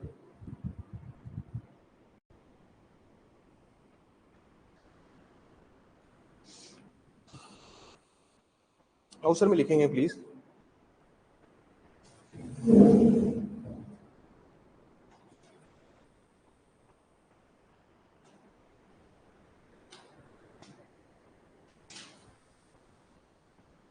Evidence of opportunity, evidence of opportunity become very important, very important evidence, very important, become very important evidence, become very important evidence to show, to show, to show the act must be done by such person, the act done by, the act must be done by such person, the act must be done by such person, the act, at the act must be done by such person who have an opportunity to do it, who have an opportunity to do it। लिखिए, उन तथ्यों के लिए साक्ष्य दिया जा सकता है, उन तथ्यों के लिए साक्ष्य दिया जा सकता है जो कि जो कि जो कि जो कि उस अवसर को बताएं, जो कि उस अवसर को बताएं जिस अवसर में, उस अवसर को बताएं जिस अवसर में अपराध किया जा सकता है, जो उस अवसर को बताएं जिस अवसर में अपराध किया जा सकता है, अपराध किया जा सकता है, ठीक है। इलस्ट्रेशन सी पढ़िए इसमें। The question is whether A poisoned B, illustration C पढ़िए। The state of B's health before the symptoms subscribe to the poison, the habits of B known to A which afforded an opportunity for, भैया जैसे वो एक web series बताई थी ना मैंने, कड़ी वाली, साइनाइड वर्सेस कड़ी बताई थी ना नेटफ्लिक्स पे, जिसमें वो औरत अपने घर के 12 लोगों को मार देती है, तो उसको अवसर, खाना कौन बना रहा था उस सब में? 12 लोग जो मरे उन सबका खाना कौन बना रहा था? वो एक लेडी ने वो सबका खाना बनाती थी, क्योंकि तो उसके पास क्या आ रही थी? अपॉर्चुनिटी। तो उस चीजों का साक्ष्य दिया जा सकता है कि जिसके पास में अवसर हो उस एक्ट को ऑफेंस बनाने का। समझ में आई बात? प्लीज इलस्ट्रेशन को नोट कर लीजिएगा, please note down that illustration. चलिए अब आइए स्टेट ऑफ थिंग्स में।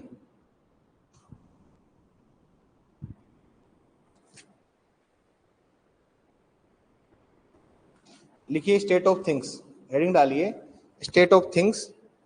वस्तु स्थिति बोल सकते हो आप इसको, आप चाहें हिंदी मीडियम वाले बच्चे चाहें तो वस्तु की स्थिति बोल दो, वस्तु की अवस्था बोल दो, क्योंकि देखिए जो डेफिनेशन है 2F भारतीय साक्ष्य अधिनियम के अंदर, उसके अंदर उसको बोला है वस्तु की अवस्था, और यहाँ पे बोला है इसको वस्तु की स्थिति।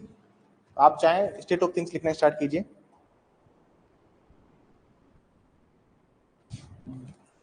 द फैक्ट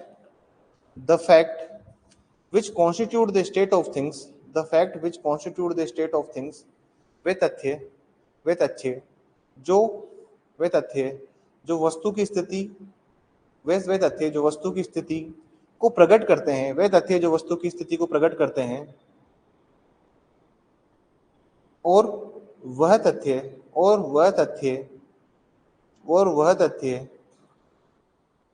जो कि मुख्य तथ्य के साथ जुड़े हुए रहते हैं, और वह तथ्य जो मुख्य तथ्य के साथ जुड़े हुए रहते हैं, उन पर साक्ष्य दिया जा सकता है, उन पर साक्ष्य दिया जा सकता है, उन पर साक्ष्य दिया जा सकता है। The fact which constitute the state of things और they are so connected with the principal fact, and they are so connected with the principal fact, and they are so connected with the principal facts, and they are so connected with the principal fact. The evidence can be given between these two. The evidence can be given between these two. The evidence can be given between these two. ठीक है, अब हम कल पढ़ेंगे क्या चीज पढ़ेंगे हम लोग? कल हम पढ़ेंगे लास्ट सीन थ्योरी। क्या पढ़ेंगे? अरे अभी थोड़ा सा समझाऊंगा, अभी क्लास खत्म नहीं कर रहा हूं मैं। लास्ट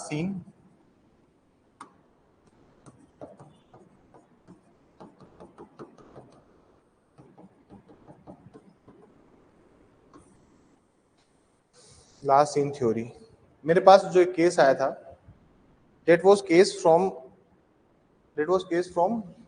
आनंद के पास में एक जगह है, बोटाड़ करके एक जगह है, वहां का केस था। अब तो मैं इस केस के फैक्ट्स में सुनाता हूँ। जो मेरे पास जो केस था, ये मेरे पास केस आया था, ये थी फर्स्ट अपील। क्या थी? ये क्रिमिनल अपील थी बेसिकली। ये कन्विक्शन कर दिया था कोर्ट ने, इसकी अपील आई थी हाई कोर्ट में, और ये केस मेरे पास आया था। हम लोगों ने इसमें अक्विटल दिलाया, क्योंकि इस पूरा केस बेस्ड था लास्ट सीन थ्योरी के ऊपर। हम लोगों ने इसको अक्विट करवाया था, हमारी फर्म ने, और ये केस पूरा मैंने ही प्रिपेयर किया था। अब उस केस के फैक्ट्स सुनना, क्या हुआ था इस फैक्ट्स। जिस केस पे आप काम करते हो ना, उसके फैक्ट्स आपको रात में 2 बजे भी उठा के पूछ ले क्या फैक्ट्स थे, तो आप बता दोगे, क्योंकि आपने उसके ऊपर बहुत काम किया है। इस केस में फैक्ट्स कुछ ऐसे थे कि एक आदमी अपने पत्नी को सुबह 6 बजे बोलता है कि मैं जा रहा हूँ रूणीजा। रूणीजा जानते क्या होता है? अरे रूणीजा जैसलमेर, बाबा रामदेव जी, रूणीजा जा रहा हूँ मैं। तो गुजराती बहुत आते हैं ना रूणीजा।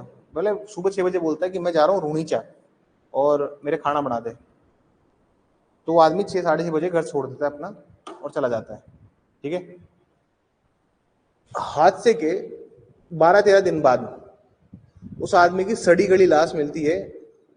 एक पुराना स्कूल था गांव के बाहर, सरकारी स्कूल था, पुराना स्कूल था, वो ओल्ड बिल्डिंग थी, उसके छत से लाश मिलती है। वहां पे दारू की बोतलें, गिलास, और वहां उस स्कूल की छत से उसकी लाश बॉडी रिकवर होती है, जो कि ऑलमोस्ट 12-13 दिन बाद। तो और धूप भी तेज थी, गर्मी का टाइम था, मतलब यही सब टाइम था, बारिश का टाइम था, तो बारिश भी आ रही थी, धूप भी पड़ रही थी, तो उसकी लाश में कीड़े पड़े हुए थे और लाश बहुत सड़ान मार रही थी आसपास। 12-13 दिन में उसकी लाश मिलती है, तो उसकी पत्नी को बुलाया जाता है कि भाई क्या चक्कर है।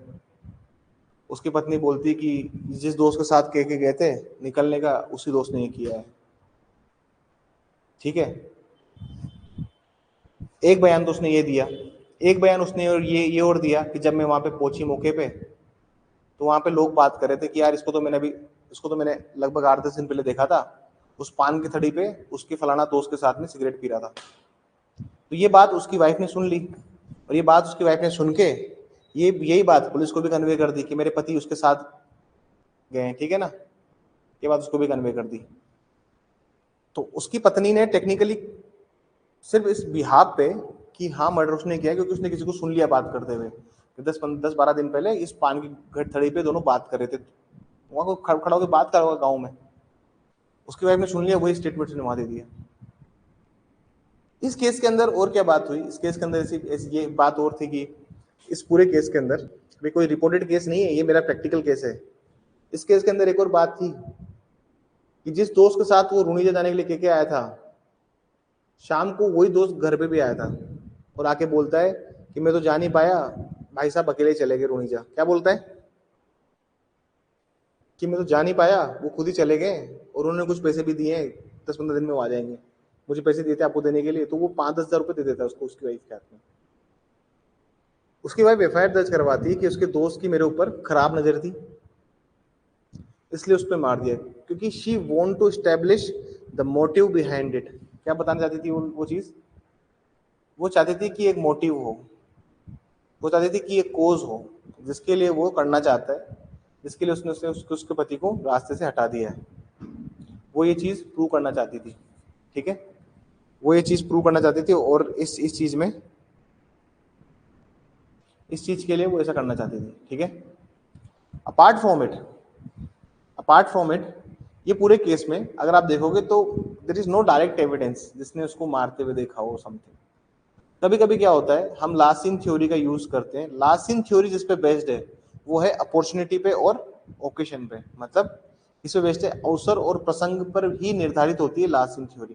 लास्ट सीन थ्योरी जब भी बनाई जाएगी, जब भी लास्ट सीन थ्योरी जाएगी, लास्ट सीन थ्योरी मतलब होता है कि अंतिम बार किसके साथ देखा गया उसका एक सिद्धांत होता है। अंतिम बार आपको किसके साथ देखा गया था, जैसे मान लीजिए एक आदमी गायब हो गया जयपुर से, अब सबसे पूछा, पुलिस पूछ रही कि इसको देखा था क्या, इसको देखा था क्या, तो एक ने कह दिया कि यार लास्ट टाइम मैंने इसको वहां चौराहे पे बैठे हुए उस आदमी के साथ देखा था। पुलिस कहाँ जाएगी सबसे पहले, उस आदमी के पास जाएगी, उसको बोलेगी देख हमें ये तो पता है कि तेरे साथ था वो उस दिन जिस दिन वो गायब हुआ, अब तू बता उसके साथ तूने क्या किया, तूने उसको मारा या क्या किया, या तो तू देख सच बोल दे, वरना फिर इसका अंजाम तो हम ही बताएंगे। अब वो आदमी अगर ये तो बताएगा ना कि यार मैंने उसको बस में बिठा दिया था, क्या कुछ भी बहाना मारेगा कि मैंने उसको बस में बिठा दिया था, मैं उसको स्टेशन छोड़ आया था। जैसे बोला स्टेशन छोड़ आया था तो पुलिस सीसीटीवी के चेक करने लग जाएगी कि ये बात सच बोल रहा है झूठ बोल रहा है। बस में बिठा देता, कितने बजे बिठाया था, 9:30 बजे, 9:30 बजे की बस देखी उन्होंने जाके, किसने बिठाया था, उसने कह दिया कि सर कोई लोकल बस निकल रही थी उसने बिठा दिया था। पुलिस चेक करेगी रोज 9:30 बजे, 9 से 8 से 10 के बीच में कौन सी बसेस निकलती हैं यहाँ से, उस दिन की सीसीटीवी लगा के देखेगी कौन सी बस में बिठाया था इसने। उसने देख, अब मान लीजिए उसको जब बिठाया तो आधे घंटे बाद एक टोल टैक्स आता था, वहां पे कैमरा लगा हुआ था, तो भाई अब इसने बिठाया तो मतलब आधे पौन घंटे में जो भी बस यहाँ से निकली कोई, और मान लीजिए आधे पौन घंटे में वहां से कोई बस नहीं निकली, नहीं इधर से कोई बस आई, जहां से बिठाया था वहां पे भी सीसीटीवी कैमरे थे, तो भाई तेरे साथ लास्ट टाइम देखा गया उसको। आदमी ने क्या कर लिया सर, आदमी ने यहाँ पे एक चीज की एडमिशन किया है, क्या किया उसने, स्वीकृति कर ली है, उसने माना ना कि मैं लास्ट टाइम साथ था, क्या माना उसने कि भाई मैं लास्ट मोमेंट पे उसके साथ था, तो मतलब उसने एडमिशन कर लिया है। और जब भी आप एडमिशन करोगे, जब भी आप कोई भी एडमिशन करते हो जो कि आपके खिलाफ है, तो वो क्या हो जाता है, अरे जब भी आप कोई एडमिशन करते हो जो कि आपके खिलाफ है, तो वो अल्टीमेटली क्या बन जाता है, वो अल्टीमेटली बन जाता है रेलेवेंट। एक बार सेक्शन निकालिए आप,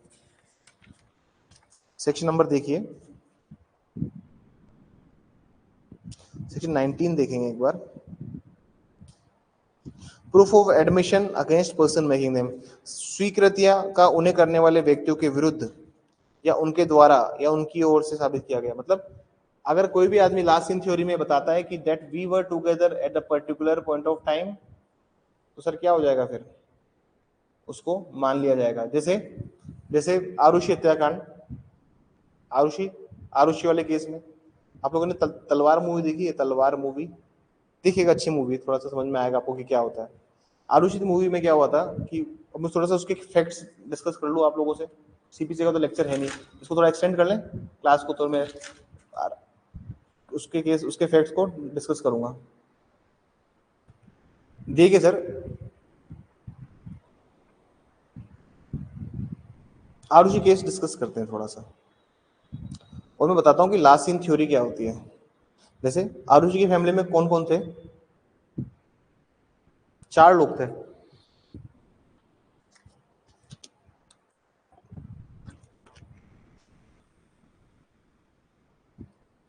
आरुषि की फैमिली में कितने लोग थे, 4 लोग थे। एक था राजेश तलवार। चलो आरुषि के केस को डिस्कस करते हैं, देखिए सोल्व क्यों नहीं हुआ इसको भी डिस्कस करते हैं, और बताता हूं मैं लास्ट सीन थ्योरी क्या होती है। लास्ट सीन थ्योरी में कोई डायरेक्ट एविडेंस नहीं होता है, लास्ट सीन थ्योरी में सिर्फ आपको लास्ट टाइम साथ देखा गया है on that behalf police only lodges you under. ठीक है, पुलिस ने सिर्फ इसलिए उठा लिया क्योंकि यू वर टुगेदर, पुलिस का भी एक रीजनेबल सस्पिशन है that you guys were together, तो फिर आपको उठा लेगा उस चक्कर में। केस का नाम है स्टेट थ्रू सीबीआई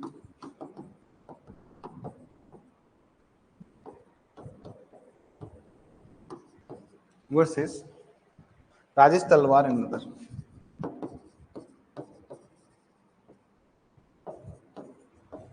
अदर में कौन है? इसकी बीबी। 2012 का जजमेंट है। ठीक है, इस केस में क्या हुआ, ट्रायल कोर्ट ने इन दोनों को क्या कर दिया सर?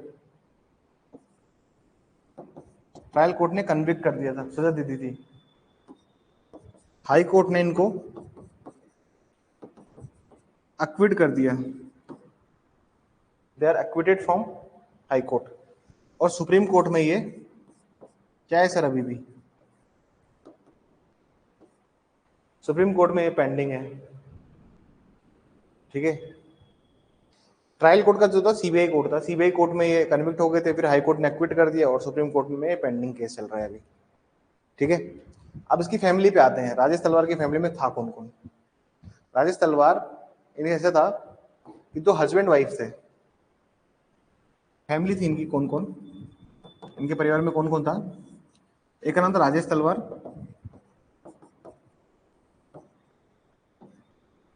दूसरी जो इनकी फैमिली थी वो थी नुपुर तरवाल,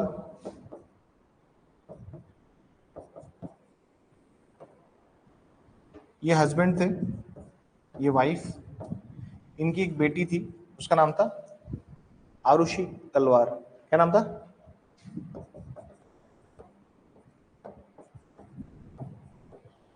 ये इनकी डॉटर थी। और इनका एक सर्वेंट हुआ करता था, उसका नाम था, आप लोगों ने किसी ने भी केस पढ़ा नहीं क्या? पहली बार नाम सुन रहे हैं इसका? पहली बार नाम सुन रहे हो आप लोग? आप वो छोटे थे शायद उस टाइम पे। इसका नाम था हेमराज। ये हेमराज सर्वेंट हुआ करता था, हाउस होल्ड जिसको हम कहते हैं, घर पे नौकर का काम करता था। ठीक है,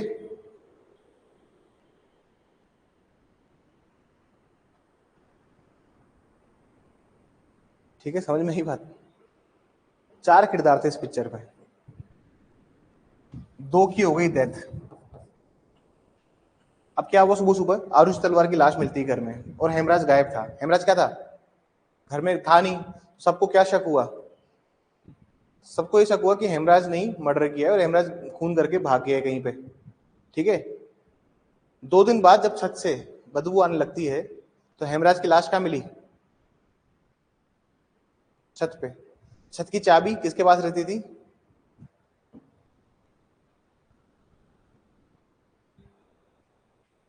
तो सीबीआई का केस ये कहना था कि इन दोनों ने एलिगेशन करके इन दोनों ने इसको मारा, इसको मारने के बाद में छत पे चाबी डाली। सीबीआई कैसा कहना था कि जिस रात उसकी मौत हुई आरुषि की, उस दिन उसका क्या था? उस दिन उसका बर्थडे था। उस दिन उस रात क्या था? आरुषि का बर्थडे था जिस दिन आरुषि की मौत हुई इस केस में। तो सीबीआई का कहना था कि रात में आरुषि और Hemraj they were indulging in not a good act, और हस्बैंड वाइफ ने इनको देख लिया, पकड़ लिया।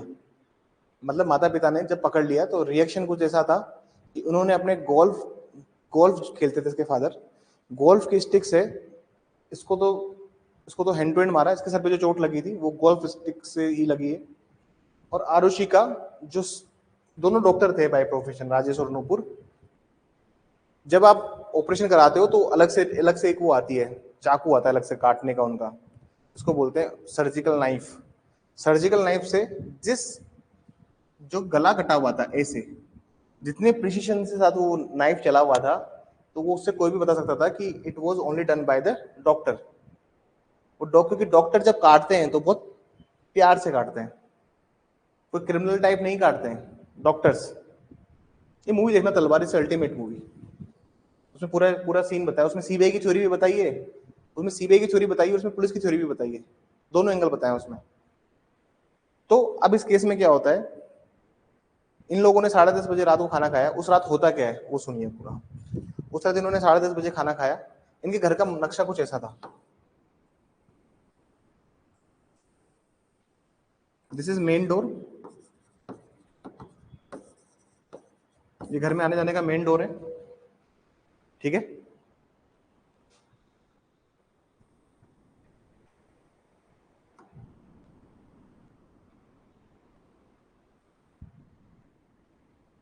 ठीक है, this is the room of Hemraj, जिनका नौकर है हेमराज, उसका कमरा है ये।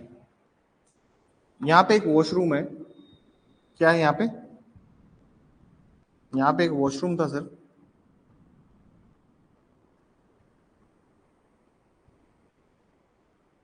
जो एक तरह से क्या था, दोनों तरफ से यूज किया जा सकता था इस वॉशरूम को। This is the room of Aarushi Talwar, this is the room of Nupur और राजेश तलवार का रूम था ये, ठीक है। ये नुपुर और राजेश तलवार का रूम है, ये आरुषि तलवार का रूम है, ये हेमराज का कमरा है, ठीक है। और इसी के बगल में ये एक हॉल है, डाइनिंग हॉल, ठीक है। और यहाँ पे एक और रूम है, और ये इधर क्या है, kitchen. This is separate room. समझ में आएगी बात? तो रात को सर इन सब लोगों ने हॉल में खाना खाया, डाइनिंग टेबल थी यहाँ पे, सब लोगों ने यहाँ पे खाना वाना खाया अपना। और मॉर्निंग में क्या होता है, आरुषि तलवार डेड मिलती है और हेमराज भी डेड मिलता है टेरेस पे, ठीक है। पोस्टमार्टम रिपोर्ट होती है उसकी, और ये बताते हैं कि रात को उसने रात में 1:30 से 2:30 के बीच में उसको मारा गया है। क्योंकि देखिए खाना अगर 10:30 बजे खाया है तो 4 घंटे लगते हैं खाने को पचने में। समझ में आई बात? एग्जैक्ट टाइम तो पॉसिबल ही नहीं होता। खाना कब खाया था, वो खाना किस पोजीशन में है अभी, जैसे डेथ होती है तो खाना पचना बंद हो जाता है ना फिर शरीर का, तो खाना डाइजेस्ट नहीं होता फिर अगर डेथ हो जाती है। तो 6 घंटे एक यंग पर्सन को एक्टिवली, जो फिजिकली बहुत एक्टिव है, उसको ऑलमोस्ट 4 से 6 घंटे लगते हैं खाने को पचाने में, ठीक है। और जो खाना था वो हाफ डाइजेस्ट था, तो मतलब हम ये कह सकते हैं कि 10:30 बजे अगर मरी है, मतलब खाना खाया है, तो मौत 6 घंटे के हिसाब से अगर आप देखो तो 10:30 से 3 घंटे और ऐड करो तो लगभग 1:30 बजेंगे। अरे 10:30 में 3 घंटे ऐड करो तो लगभग 1:30 से 2:30 के बीच में उसकी डेथ हुई थी। पोस्टमार्टम, ठीक है ना, उसका फिर ये बताया कि जो मर्डर था, शुरुआत में मर्डर किसने, सब ये बोल रहे थे कि शुरुआत में मर्डर किसने किया है, हेमराज ने किया है, क्योंकि हेमराज गायब था ना, हेमराज वाज नॉट देयर। और फिर क्या हुआ, जब हेमराज की भी लाश मिल गई अल्टीमेटली, ठीक है ना, तो फिर सबका डाउट किस पे चला गया, नुपुर तलवार और राजेश तलवार पे, माँ और बाप पे, ठीक है। क्योंकि आरुषि के रूम में क्या था सर, आरुषि के रूम में क्या था, दरवाजा ऑटोमेटिक लॉक होता था। You know automatic lock system क्या होता है, मतलब अगर आपने गेट को ऐसे खींच दिया तो फिर बाहर से कोई दरवाजा नहीं खोल सकता जब तक कोई अंदर से ना ओपन करे। बात समझ में आई? तो पुलिस का कहना था कि रात को ये लोग हेमराज के पास गए तो हेमराज अपने कमरे में नहीं था, तो इन्होंने अंदर अंदर अंदर अंदर अंदर ये वॉशरूम था ना, तो ये लोग आरुषि के रूम में पहुंचते हैं और Hemraj and Aarushi were together. इसको देख के इन दोनों को गुस्सा आया और इन दोनों ने इसको मार दिया। अगर आप पूरे केसेस में सुनोगे, अगर दरवाजा बंद था तो 2 ही चीज हो सकती थी, या तो आरुषि खुद खोले, जो आरुषि ने खोला नहीं। बात समझ में आई? और एक और रास्ता था अंदर जाने का, बोलता ये दिस वे, जो हुआ है उस दिन। तो उन्होंने क्या किया, पहले हेमराज को मारा, फिर उन्होंने आरुषि को मारा, या फिर उन्होंने पहले आरुषि को मारा फिर उन्होंने हेमराज को मारा। तो जनरली क्या था कि कोई भी कंक्लूसिव एविडेंसेस नहीं है इस पूरे केस में। अगर आप इस पूरे केस को देखेंगे तो there is no conclusive evidence that you can find here कि मारा किसने उसे। समझ में ही बात? क्योंकि देखिए देखिए जो डेथ हुई है दोनों की, सर में मारा है middle of the centre, plus गला भी दोनों दोनों के गले क्या है, कटे हुए हैं। और ऐसे गला उसी से काट सकता है, इसको बोलते हैं स्कैपल, स्कैपल बोलते हैं इसे। एक सर्जरी करने वाला नाइफ होता है, चाकू होता है जो सर्जरी करने के लिए यूज होता है। और दोनों डॉक्टर हैं सर। जिस वेपन से मर्डर हुआ, जिस स्केपल से काटा है दोनों को, वो आज तक नहीं मिला। पोस्टमार्टम वालों ने सिर्फ एक एंटिसिपेशन किया कि हाँ साहब जैसे गले को काटा गया है, वो एक पोस्टमार्टम। एक मेड थी जिनके यहाँ काम करती थी, उसका नाम था भारती मंडल। भारती मंडल करके सुबह सुबह एक मेड आती है इनके पास में, और उसी ने सबसे पहले दरवाजा बजाया। और जब दरवाजा खोला नुपुर दरवाल ने, आते ना सुबह सुबह, फिर नुपुर दरबार ने दरवाजा खोला, उसने पूछा कि ये हेमराज कहाँ गया है। तो नुपुर दरबार एक बहुत केजुअली कहती है कि वो कहीं चला गया है, सुबह से ही नहीं है। तो वो क्या करती है, चाबी से फेंकती है ऊपर से छत से, कि जाओ। वो गेट खोलना था ना सुबह सुबह, वो घंटी बजाती है। तो बोलती है कि नुपुर, कि वो नुपुर दरवाजे से बोलती है कि यार गेट तो लॉक है और चाबी उसी के पास है, हेमराज मतलब हेमराज तो है नहीं यहाँ पे। तो वो क्या करती है नुपुर दरवाजे छत से ही अपनी बालकनी से, इसके घर की यहाँ पे एक बालकनी होती है, इससे चाबी फेंक देती नीचे काम वाली बाई को। बोले हेमराज तो पता नहीं कब मिल ही नहीं रहा है, सुबह से पता नहीं कहाँ है, ले लो चाबी, तुम ही बाहर से गेट खोल दो। हेमराज क्या करता है, बाहर से ताला लगा के कहीं चला जाता है। इन लोगों का कहना ऐसा था, जबकि वो क्या था, एक इंटरलॉक था, वो अंदर और बाहर दोनों तरफ से लग सकता था। अरे होता है ना, अरे तुम्हारे घर से किसी को सुबह सुबह जल्दी जाना है तो वो लॉक लॉक करके जाएगा। अब तुम अंदर हो तो तुम अंदर से भी तो खोल सकते हो। लेकिन ऊपर क्या करती है, ऊपर से चाबी फेंक देती है, दिखाने के लिए लोगों को कि हेमराज मर्डर करके चला गया है। बात समझ में आई?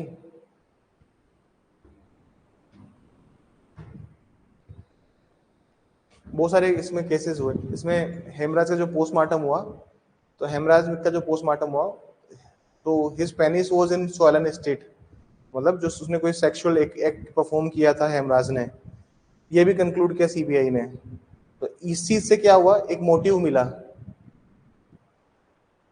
पोस्टमार्टम जब किया, his penis was in swollen state, तो इससे ये चीज का एक मोटिव मिलता है कि that some sexual act was performing between Aarushi and Hemraj, और that was the motive behind killing Hemraj and Arushi both in some under provocation.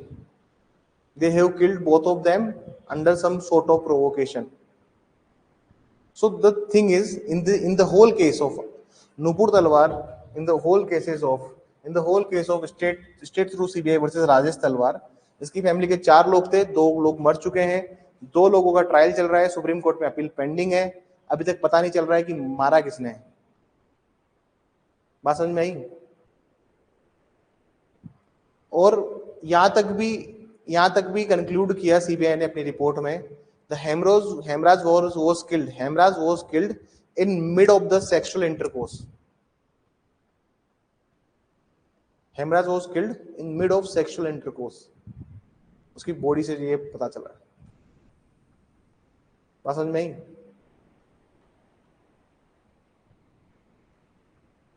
और semen was collected from the bedsheet of Aarushi. देखना इसे वंडरफुल मूवी, आपको ये movie देखना, तलवार movie है, इसमें इरफान खान ने जो है टॉप के अपने, उन्होंने अच्छी एक्टिंग करी है। ही वाज इन सीबीआई, तो तुम देखना इसमें की सीबीआई कैसे स्टोरी बना रही है। अब देखना इस मूवी को, तो मोटिव जो, तो पुलिस ने, जो देखिए पुलिस को जो इन्वेस्टिगेशन एजेंसीज थी उनको किसी मोटिव पे पहुंचना था, and they come to this motive just because of this case. क्योंकि जब उसका पोस्टमार्टम हुआ हेमराज के पोस्टमार्टम में ये बात क्लियर हुई that he was performing some sexual intercourse, and it clears some motive behind to kill Arushi and Hemraj. और घर में कोई था नहीं, अगर घर में कोई नहीं बचा तो लास्ट सीन थ्योरी में कौन आते हैं दोनों। तभी तो मैं कह रहा हूं कि लास्ट सीन थ्योरी जो हम पढ़ेंगे अभी, कल मैं इसको पढ़ाऊंगा और अच्छे से। इसमें सर लास्ट सीन थ्योरी में अपॉर्चुनिटी और ओकेशन दोनों होता है। लास्ट इन थ्योरी में आपको you will get opportunity also, you will get occasion also. Last in theory में आपको अपॉर्चुनिटी और ओकेशन दोनों ही मिलेंगे, क्योंकि देखिए अपॉर्चुनिटी क्या थी और ओकेशन क्या था। प्रसंग कुछ ऐसा हुआ, स्टेट ऑफ थिंग्स कुछ ऐसे हुए जो नहीं होने चाहिए थे, उससे अल्टीमेटली क्या हो गया एक, ठीक है।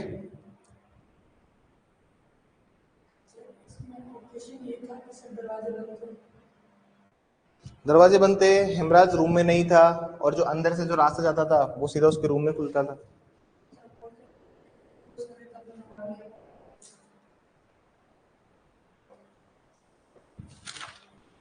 ठीक है ना। चलिए मैं इस केस को कल डिस्कस करूंगा, आज के लिए इतना ही काफी है। चलिए आज के लिए इतना ही काफी है।